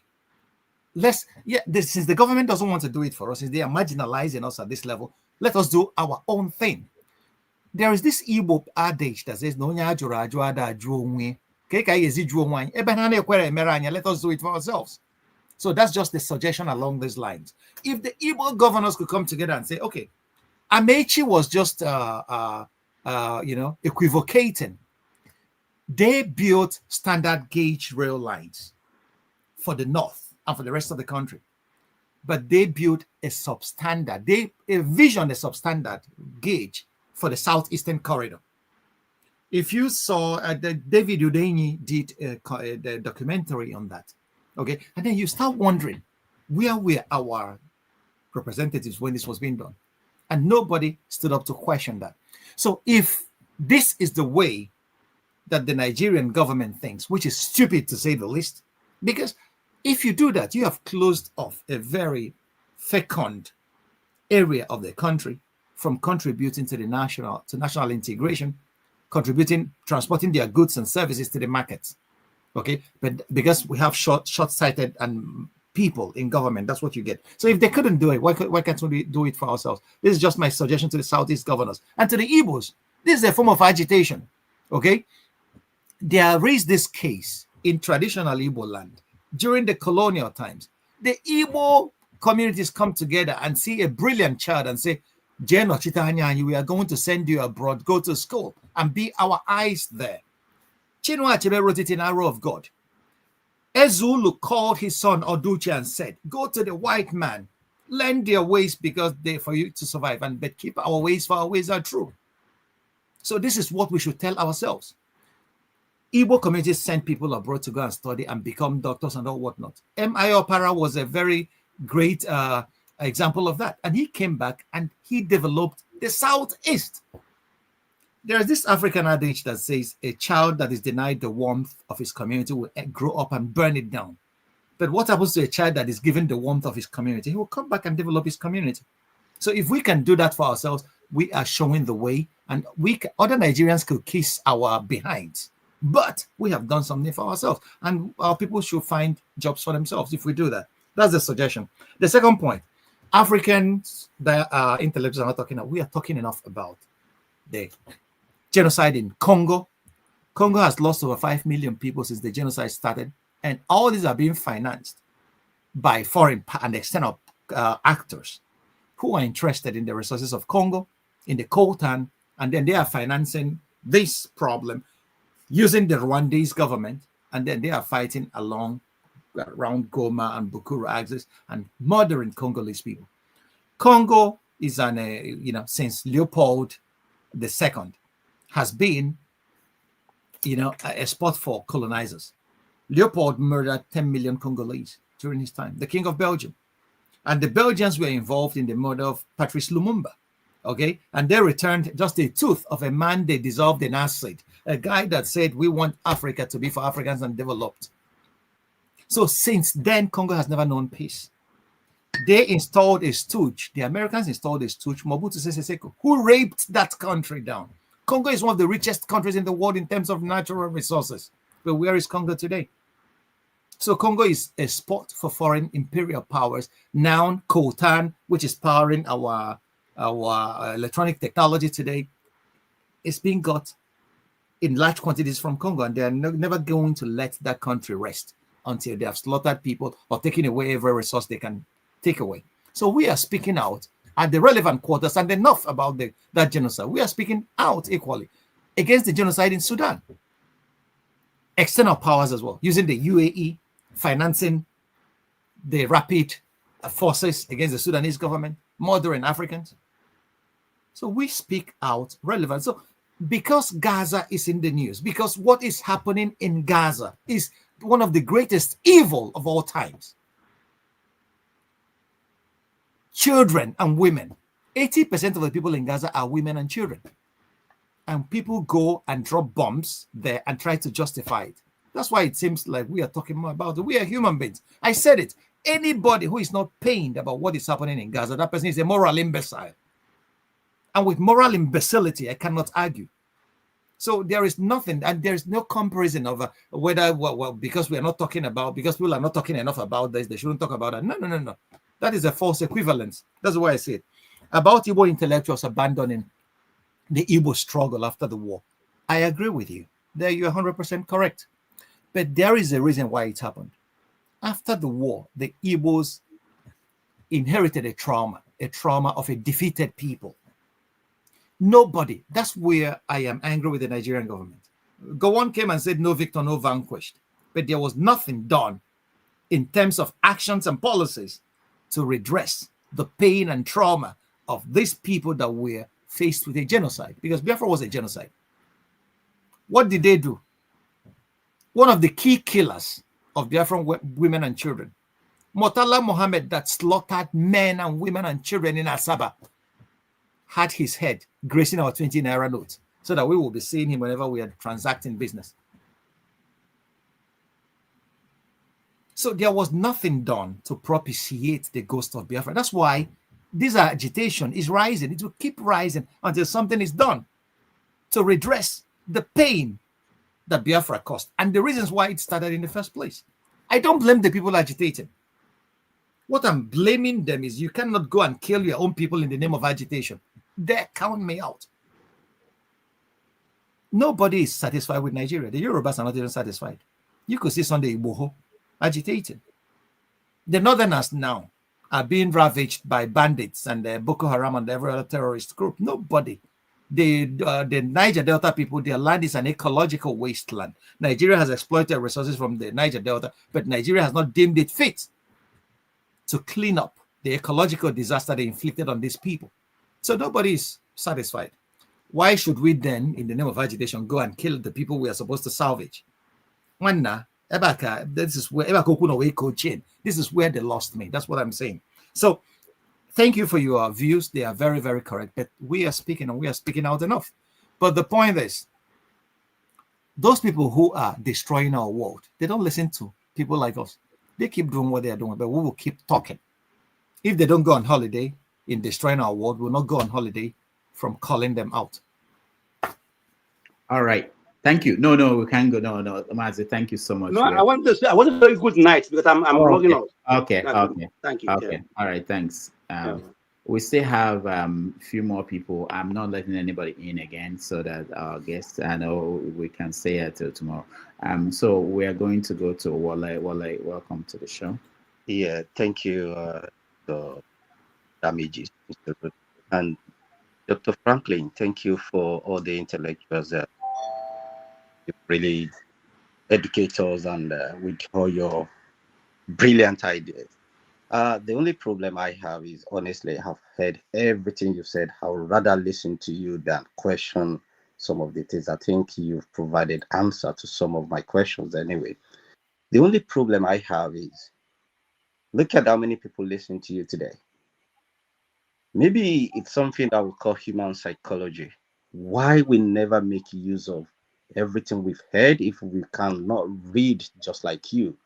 But why is it difficult for us to find someone like you who can lead us into, okay, change our mindset, do it the right way? But no, we will be part of those who are siphoning or embezzling Nigerian money. We will be the one to help them to hide their money or to buy property or to do all sort of things. If they come abroad and we're not helping them to hide their money, what would they do with it? Because they know for them to launder the money into this country, they need somebody who is here who can help them to one way or the other. And who are these people? They're among us. We know them. We know who they are, but we turn a blind eye when we see the evil. And then we are expecting the country to be great. It's not going to happen until we all change our mindset, until we put people like you who really have human, what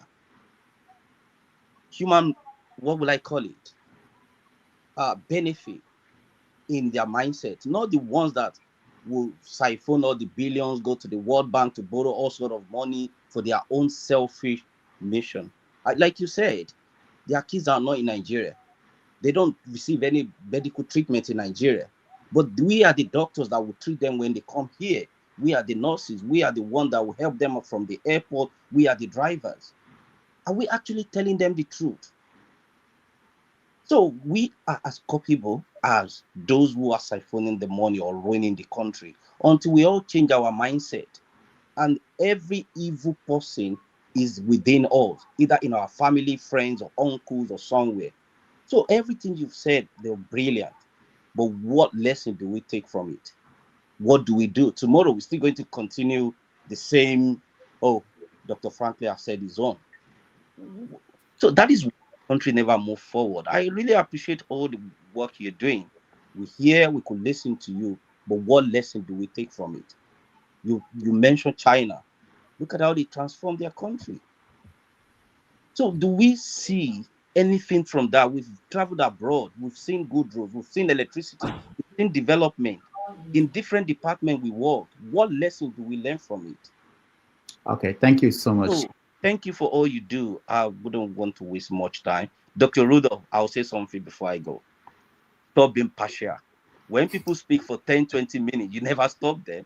But when it comes to, the O's being sitting here for hours, then you want to cut it short. I'm challenging you. You'll hear from my lawyer. Thank you. Thank you, my brother. I do appreciate what you said. Thank you very much. All right. Thank you so much. I think we're going to OT. OT, you are next. Go ahead. Hello. Yes. Good evening, Franklyne. Thank you, my brother. Right.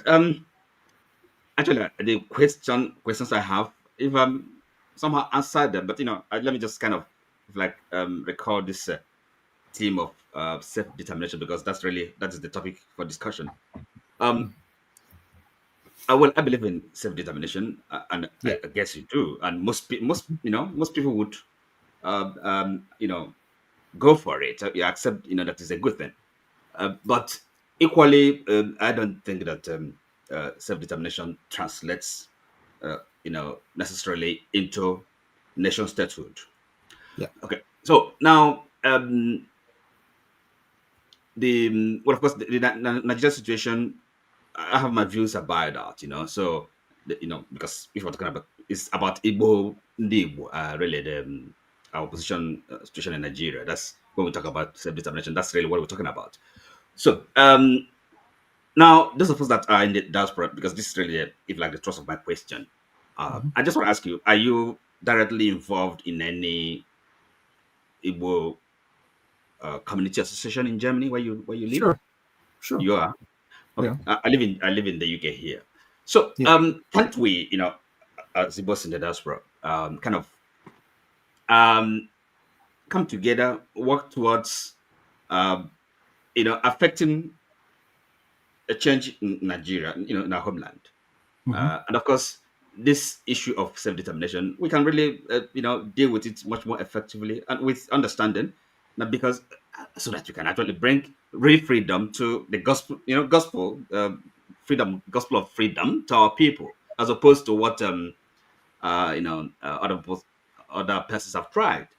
So is there a reason why we cannot do that? Really, because we belong to various associations, cultural, but our efforts could actually go beyond the cultural interests, and be more political and agitation. That's a good thing. You can't avoid it. So why can't we do that? And finally, when Charles, the child that lives in Germany, was asking about maybe what the intellectuals are doing or can do. Let me kind of add this to that. Is because now, for example, the situation after the war, reparation for Ndibo, for the loss and pains, is there a reason why that can't be an issue, a topic for agitation, for a campaign by the Igbos? Okay. I got the core of your question. Thank you. Let me start from the last issue you raised, reparation. Yeah. During the Oputa panel, Ndibo raised that issue in the paper written by former Information Minister Uche Chukwumerije. Okay. He presented it before the Oputa panel. Ndibo were asking for more than 4 trillion naira as reparation for the Biafran war.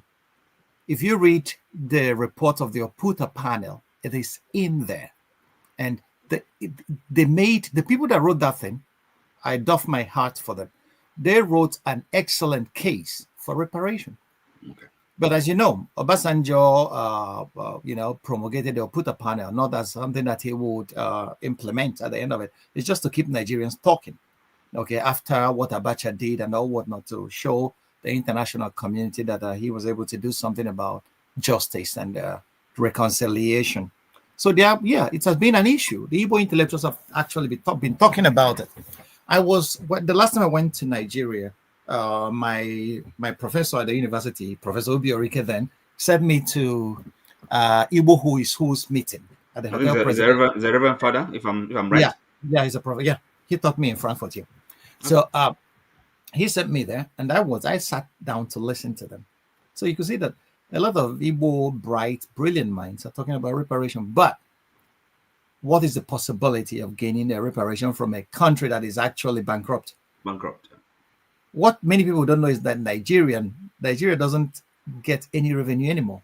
Our oil proceeds was mortgaged to pay debts that Buhari contracted before leaving office. Okay, so you could see the new president jumping from pillar to post, borrowing money. We are actually broke. Nigeria doesn't have any money. We are trying to meet. And the country can accept that debt, so it doesn't matter. Can be paid anytime. Once Moody degrades your credit worthiness, the price of accessing capital in the world market becomes very burdensome for even a country. Okay, so that's what Nigeria is facing at the moment. And then you could see a country like Nigeria going to borrow $32 million from Japan. $32 million or $200 million. What is that? That Dangote, you cannot borrow from. If you Nigerians live in Nigeria, can give you that money. But Nigerian government goes with a begging ball to government to borrow. Okay, so what is the possible feasibility of getting reparation from Nigerian government? And if you get reparation, what do the Niger Delta people get? Okay, they will equally agitate for reparation. Okay, so every other part of Nigeria has something that they have to have. War reparation, that is different. Yeah, you know, it's quite war distinct. reparation, but war reparation is but you have to know, they will tell you, they have arguments in there. It's a good idea, but we're never gonna get reparations. So they even, okay, while Abiola was alive, he was championing reparation for African Americans.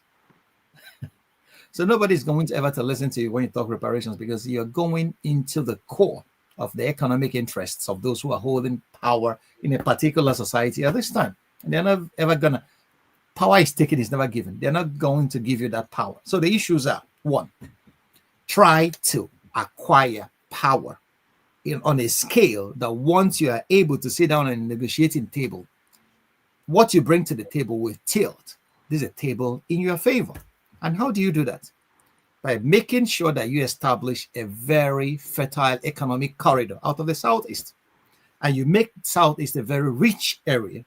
And you make sure that your manpower are trained, and then they have the industrial base to project power. So when you come to the table and say, we need reparations, and then you have the wherewithal to enforce it. So that's what we tell, that's what reason and rationality recommends. But if you go and talk about without any power standing behind you, you don't have any power that you've generated yourself, nobody's going to take you seriously. It's just a talk shop. So as for Igbo intellectuals coming together, it's not intellectuals that actually move societies. Intellectuals are there to theorize. What intellectuals owe their societies are to think for them. That's what intellectuals are there to do, to think. Okay, they are not artisans, so to say, that are going to hammer the nails into the policies that they are thinking out about. Intellectuals owe their societies thinking. So that's what they are there for. Every part of the human society has something to contribute. So intellectuals contribute their thinking, their theories, and their vision for a good society. That's what Karl Marx did. Karl Marx never was a president or a politician or anything. He sat down, wrote his Communist Manifesto. This is the vision I see. Poor people are being exploited to death in a capitalist society. Let us try communism. Okay, every major thinker, that's what they avail their societies. So many intellectuals are not very good in implementing policies. You have to know that. See what Soludo is doing in Anambra State. Okay. Sorry that I'm mentioning him before Rudolph kicks me out. No. I have no interest in either way. Okay, so we have 3 more people. Do you want to take a break, or do you want to take them? No, let's go on, because after that I have to jump into bed. I have to go to the office tomorrow. All right. Forefathers, you're next. Yeah, greetings, Dr. Damages. Thank you for having me. Greetings to all the panelists, the chat, and the viewers. And special greetings to Professor Ogbunwezeh. Thank you for coming in. I truly appreciate the last point you made about acquiring power and wealth in the Southeast. Because if they did that, they probably wouldn't even care about reparation, because that would be chicken change then, and they would just go and ask it to be given. Anybody that wants reparation, often people that give you reparation because you're already worthy. That's why they are giving it to you, otherwise they wouldn't. So my question is about, you mentioned something about China becoming prosperous after, Americans invested in them. But China went through hell to achieve what they did. And I fear that a lot of people say somehow Americans just came and bailed them out. The Japanese put them through hell, and they fought, and they united themselves, and they forged very, very strong bonds among themselves. And they went on. After that, America was trying to bomb them with nuclear weapons. Can you imagine America? They just bombed Japan, trying to bomb you, and the leaders had a heart of stone to still carry on. I ask myself, are people ready for that kind of pressure? Because as a race, we sometimes forget that we are one. And that challenge, we have to face it one way or the other. And the question is about how do our people get to a point where they have enough steel to do what is required for us to get out of this existential threat that we face? Because without the ability to withstand threats that are coming to you from any angle or any of your peers, it's a matter of time. You just have to come once, doesn't it? Then your people will find themselves in a round box. So how do we get ourselves out of this state? Because the Indians have, the Chinese have, other groups have, but we still remain in this state whereby our leaders just want to preserve their government in office. So that's my question. How do we get ourselves? Because it's about unity, isn't it? All right. But most of these people most of these people were forged in fire. But do you have any other method, or maybe there is something you can suggest that will get us to a place whereby we've got that amount of steel to withstand the pressure it takes to get us out of this existential threat situation? Thank you for this. Thank you, my brother. I don't have all the answers. I have to be honest with you. I don't have all the answers. I don't even know what we can do to make sure that we withstand the pressures that are bound to come. The pressures have always been there. Okay. First of all, you have to know, we as the Black people, our humanity has been questioned more than the humanity of every other part of the human race in history. We were sold as slaves, first by the Arabs, trans-Saharan slave trade, then by the Europeans, transatlantic. Okay. The racisms that are being heaped upon us, even till the thresholds of this moment, have not ceased. Our humanity are being questioned everywhere. As a Black man, you have to prove yourself 20 times over. Okay? And this is what happens when you are a conquered people.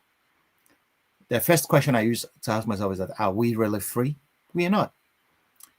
Colonialism came, devastated our land, got people at our peripheries, crowned them chiefs. And these people are now agents of the new colonial agents. Many of them are still ruling our countries. Our education is colonial still. Our curriculum is colonial. What do they teach us in schools? After the Biafra War, even the Nigerian government made sure that chemical engineering will never be taught at the University of Nigeria and Nsukka. They don't have that department till date. Ask yourself why. So, are we taught to produce anything? We are taught to blow grammar, speak good grammar. That's what clerks do. It's important to learn the language. But how do we apply sciences? Okay, IMT Enugu was established in that regard. ASOTech, Anambra State University of Science and Technology, which metamorphosed into Esut and then Nnamdi Azikiwe University, Oka. We are all established with that in view. You could say that the Second Republic politicians, like the classes of Sam Mbakwe in Imo and Jim Mwobodo in Enugu, these guys had vision. Okay, they wanted to change something after the Civil War. Okay, but subsequently, the people that came after them don't know what vision is at all.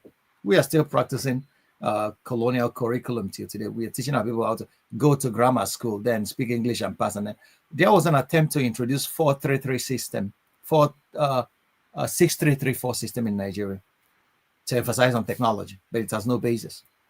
Okay, so we have not even thought about the kind of education we give our kids. What do we teach our kids? From morning till night, every Nigerian has heard about God being the answer. Jesus is the answer to the problem. They don't tell Jesus is the answer. They don't tell you what the question is. We go to church, which is good. Religion is good. But that's the only thing that has formed the bedrock of our epistemology in Nigeria is religion. The Chinese are not doing that. The Chinese have their Buddhism, but they apply work to their lives. And then the Japanese did that before them. The Americans are doing that. Protestant ethic, religion, led Europe to the Industrial Revolution. But what has our own religion taught us? We have carried religion on our heads and forgotten how to work, hard work. We are people that now believe in miracles, cargo cult mentality. So we really need to change our education in a radical manner. for us to start talking about tomorrow. Listen, tomorrow has been captured by the Chinese, by the Europeans, and all that. We are just runners up. Okay, so we have to start. We have to a reorientation, a radical reorientation is necessary. Our education, that's where it starts. Starts with the kids we are producing across the diaspora. What do we teach them? Okay, so education is where we need to start to withstand everything. Education makes a man difficult and unfit to be a slave. If we are well educated. The problem we are having now is that the older ones are educating the young ones to be very, very divisive. Just yesterday, right. I was watching an elder,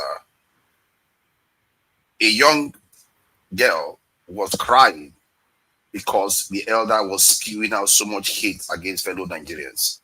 This young girl came to speak to her, and she was begging her to stop. And we saw what Abike Dabiri did this week. So how do we stop this type of stuff? Because last week I said Nigeria needs a hate speech law to control, because there has to be cohesion, at least. You see what I mean? So, but we don't have anything to glue us together to at least have a discourse that is more civil. All right. Well, the issue, the issue is that those people who are peddling this kind of internal xenophobia, they are all just doing it for political gains. They are moral. They are moral weather vanes. Many of them they don't have any ethics at all. Okay, watch what Wike spews out. Okay, or watch what all these politicians or Bayo Ananuga that has been making genocidal statements. So they are all just doing it, thanks to where the political wind is blowing. Those guys, I don't take them as anything, but the major damage they are doing is that they are infecting their foot soldiers on the streets of Alaba or every other place with the same virulence to go against their fellow human beings, which is, that's where the danger lies.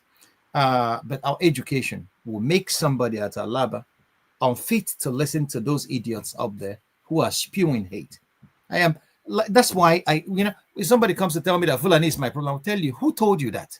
Fulani is an ethnic group that starts from the Futa Jalon Highlands in Guinea, spreads across West Africa. How is a whole group my problem? I need to ask you questions. That's what education does. Education gives you a critical mindset to interrogate everything that is presented before you. And that's what we require. We require this critical mindset to interrogate what Nigeria is offering us, what the world is offering us. And that's what forms a resistance. If you cannot accept it, then you resist and find ways of resisting, brilliant ways and intelligent ways of resisting. Because if you resist like an idiot, you will be eliminated. But if you resist like an intelligent man, you can leave. Obi Erika took people to Okonkwo's homestead and said, you stand in the household of a coward and point to the homestead of a hero. Because the hero is dead. A hero without the brain dies. There is an Igbo adage that says, Ike kachienti onamu. Igbos say that. All right. We're rounding up. Ike, you are next. We'll take too long. God bless you, my brother Franklin, for trying to educate us today in so many ways. I think you have gone 90 degrees centigrade, everything. And I want to thank my brother Chim for what he said. I'm more concerned about the issue of the xenophobia in South Africa. But there was a comment, there was an idea Chim made, is where I want to come in. If it is true, and it seems to me personally that it's true, and my question should be, if the Black South Africans did not know the sacrifices that Nigeria paid for their independence, for freedom, and Nigerians are suffering, are being treated like animals in South Africa, where does that blame goes to? The government of the South Africa? Or the illegitimate government we have in Nigeria? Because we have a Minister of Foreign Affairs. And we have somebody, the lady that my brother forefather just mentioned now, Abike Dabiri, who they gave, I don't know what they gave her, of the diaspora, or whatever they call it, who said that Igbos are monkeys and chimpanzees are gorillas, right? So I am trying to lean on what Chim said. But my question to you is, whose fault is it if these people, that every Nigerian man and woman dropped 10 kobo into making sure that people in South Africa got their freedom? But today we are not regarded. They talk about Cuba, like what you said. That's what I hear where I live. When you speak to some of them, they tell you about what Cuba people did for them. They don't talk about what Nigeria has done for them. So my question is, is it the fault of the government in Nigeria who has abandoned their, who has abandoned their people everywhere? Or is it the fault of the South African government that should be able to recognize what Nigeria has done for them, to educate their people that these people you are treating like animals, they are the reason why that you have your freedom? All right, thank you, Ike. We have to run. My brother, thank you very much for your brilliant question. Actually, I don't know where we have to place this blame. I don't like coming from the position of blaming anybody. Circumstances. Okay, governments come and go. After Mandela, Thabo Mbeki took over. After Mbeki, then we had Jacob Zuma. And now, the man in power, Cyril. Like Chim said, most of these guys were out of the country during apartheid because they were being trained for, the struggle across the world. Cuba played a role. The Palestinians played a role. Nigeria and the frontline states played a role. Okay? That the South Africans of today may have forgotten. But even if they have forgotten, they should not be treating human beings like less human beings, blacks at that. Okay, you can forget history, but being human is something that is not non-negotiable. You don't treat human beings like non-human beings. It's you don't even need knowledge for that. Okay. There was this great anthropologist, one of the pioneer anthropologists. Her name was Margaret Mead.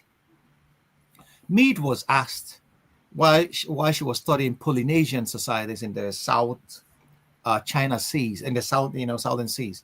And she was asked, how do you realize when studying these ancient societies, when you have met a civilization?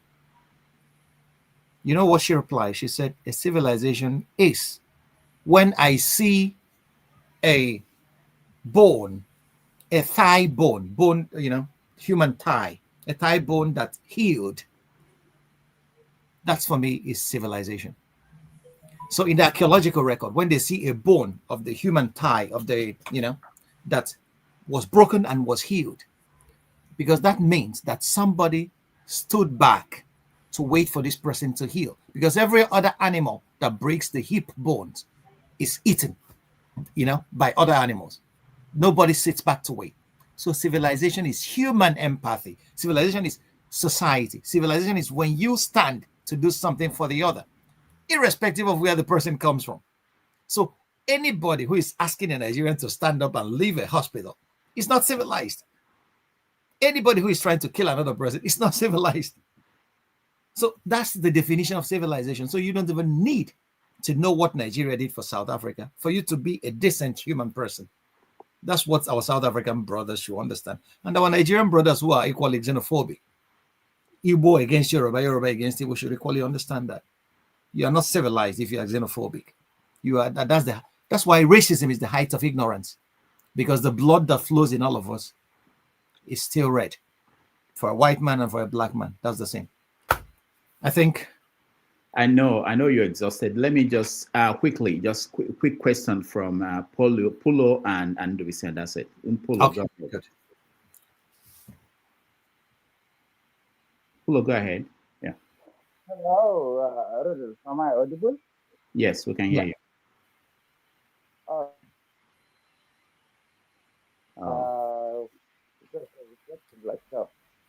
Self-determination versus territorial integrity.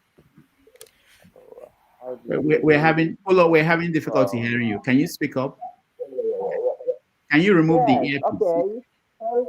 Self-determination versus territorial integrity is a part of the Nigeria, of the country want to separate from the mainland Nigeria. How do you do that? What are the criteria that you are supposed to follow before you actually get your own state in a civil way? We have seen it happen in Spain. The Catalans could not get it. The Scottish could not get it. But somehow it happened in South Sudan. I don't know how these things happen. And when it comes to local politics in Nigeria, it's like the politics of blame. The Northerners blame Southerners and Easterners. The Easterners blame the North. The North. We just keep on playing this game, and the politicians thrive in chaos. I think that is what they want. If we are divided, we keep hating each other until every after 4 years they'll come and tell us things will change. Then we vote, then we regret, then we revote, and then we regret, and the cycle keeps on continuing. We, as it stands now, I don't know if there is someone, a visionary young guy, that is passionate about making Nigeria great, that can I am passionate about making Nigeria great. All right, Polo, thank you. We have to end it here for you. You are out of Nigeria. All right. I am not only passionate about I'm passionate about uplifting the black man. And I can see that until an African country marches into the first world, the black man will never have any respect anywhere. No matter how comfortable we live in our little spaces in Europe or in the diaspora. So if we have to fight for the upliftment of the black man, wherever we find him. My professor at the University of Frankfurt, Professor Obiorike, will always say, I am here so that Africa will gain something. He used to say that in Igbo, Africa jeti, and I learned it from him. Africa should gain something. Nnamdi Azikiwe established the University of Nigeria in Nsukka, and the motto of that university is to restore the dignity of man, the dignity of the human person, the dignity of the African that was battered by colonialism. That was the reason why he chose that motto. So we are still being battered, and we have ourselves. So that's why I find it too petty that Nigerians are fighting and bickering among themselves. You're right. Politicians thrive in chaos. It's ancient. It's divide et impera, divide and conquer. The Romans said it. That's the Latin name for it. Divide and conquer.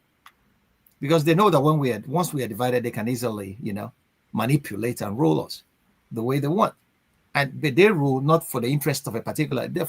This cabal that is holding Nigeria to a ransom, they know each other. They intermarry. They go to each other's parties. Forget what they say on the television. If you go to their parties, you will see them. They know each other. They eat from the same table. So that's the major problem. Self-determination and territorial integrity. Self-determination has always found its limitations in territorial integrity of a state. It's everywhere, not only in Nigeria. So there's no lay-down principles. The actual lay-down principle about self is a referendum. Okay, that's what United Nations recognizes. Even at a referendum, if a state refuses to recognize it, you cannot fight it out. If you go to war, if you win, then good. If you don't win, you still remain where you are. So that's what secession has always been. In Spain, the Catalonians tried it. They didn't succeed. Some of their leaders had to go into exile in Europe, in Brussels, and so on. Scotland has been trying it for a long while. The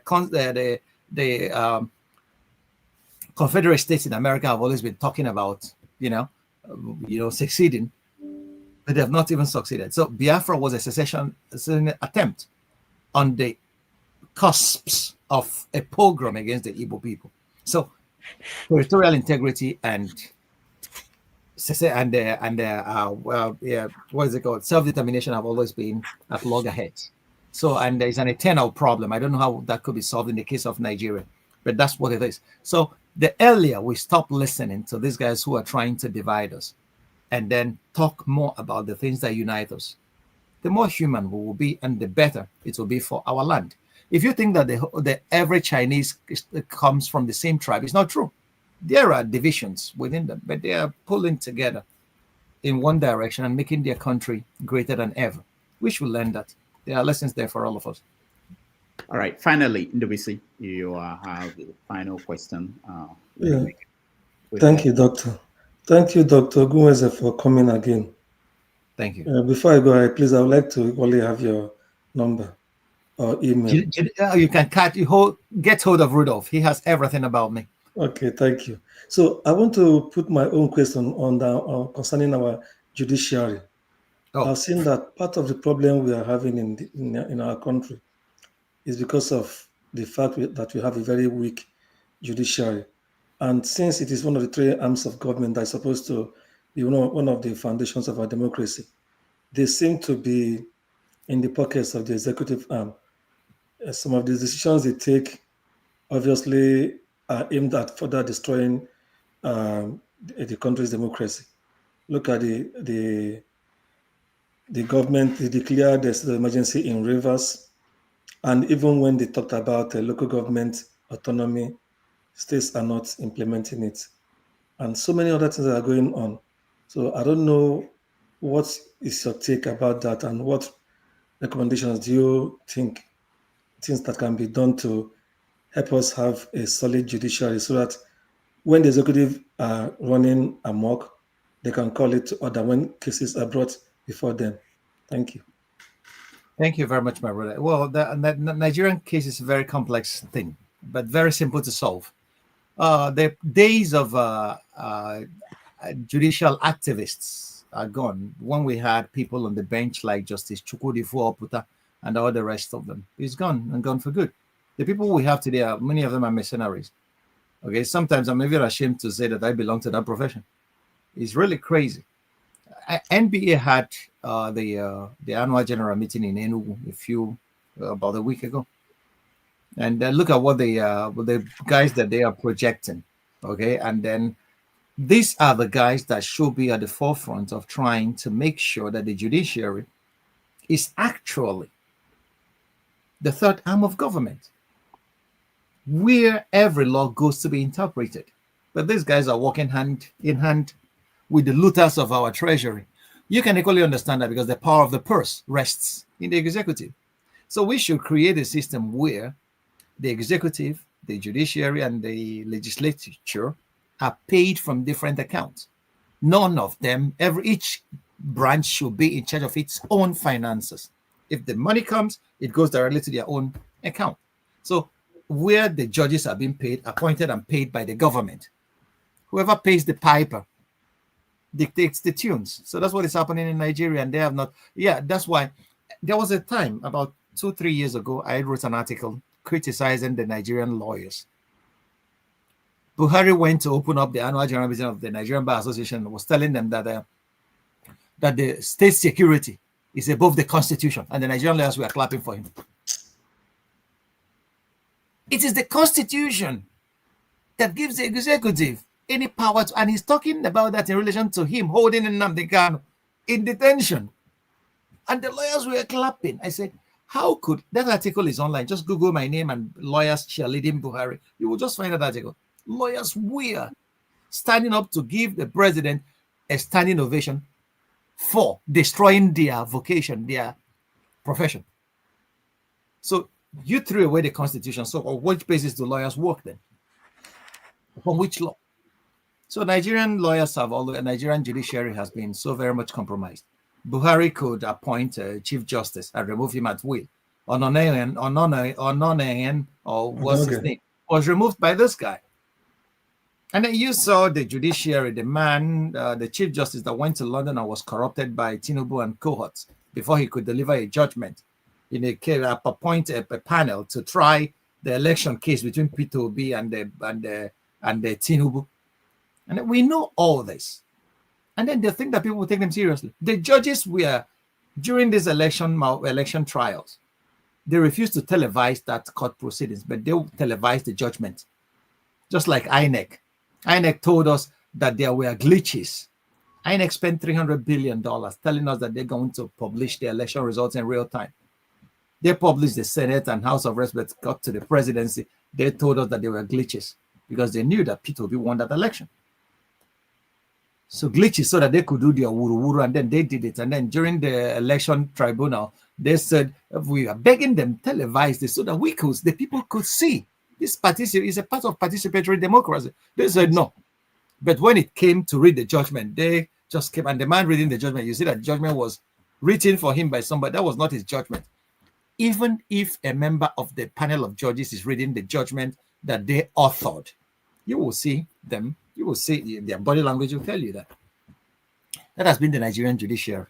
They has always been working hand in hand with who were those that wrote the decrees that the military government used in pursuing journalists and all the rest of them? They were lawyers.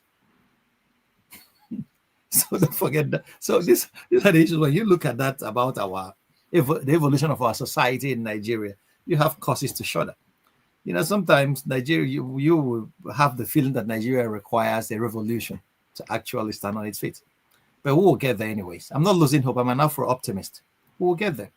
With forums like this that Rudolph provides all of us, getting to exchange ideas on issues that bother on our development, at least it will start, things will start germinating in our minds, and then eventually they will take root and then help us on our ways to making each sector of our lives where we find ourselves better for us and for for our fellow countrymen that are around us. So that's the way I see it. Thank you so much.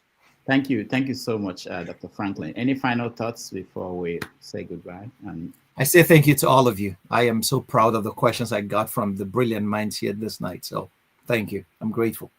All right. Thank you. This is 4 hours of your time. We really appreciate this. And hopefully you'll come back before next year. There are still people who are waiting, but I didn't want to bring people back on because you've done very well spending. Next time we will. All right. Thank you so much. Thank you. Break. And then, just for those who are watching, we have the after show where people can have opportunity to analyze more what happened. But let's take a break and I'll say my final. One of those Christian women that will bring kids into poverty.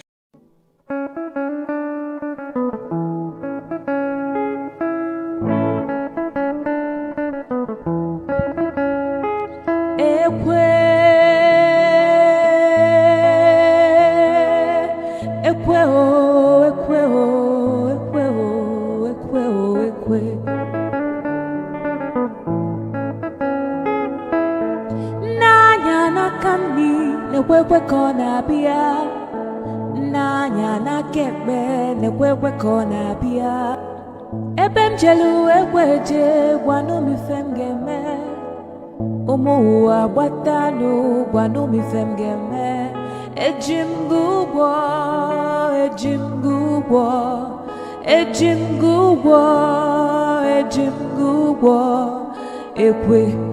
ekwe mbadike ekwe mbadike ekwe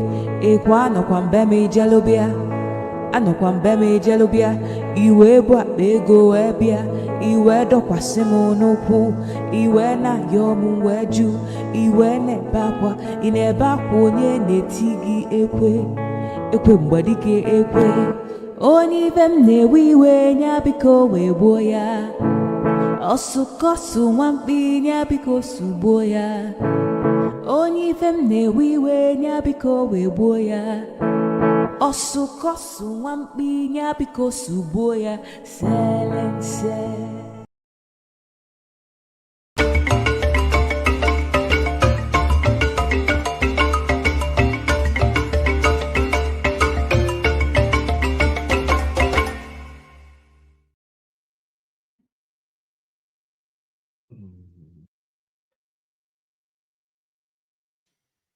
Joining us today. I really appreciate all of you. A whole 4 hours with Dr. Franklyne, and before then we had Igwe Nick Obi of Novi joining us. I really appreciate all of you. Let me thank those that supported us by donating.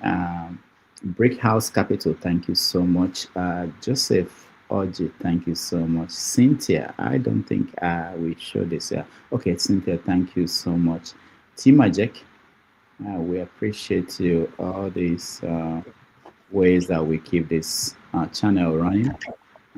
George, Blue Shell, thank you so much. Oscar Blackstone, thank you. And of course, Dr. Gomez, thank you. We appreciate all of you.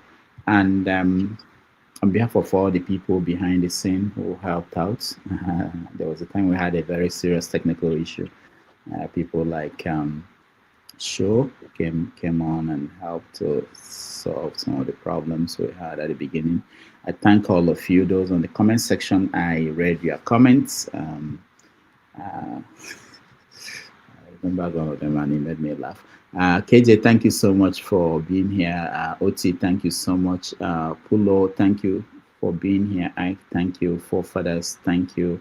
And Electrical, thank you. I'm sorry, I know you were coming in and out, but our guest was exhausted. I couldn't extend it any further to have you weigh in.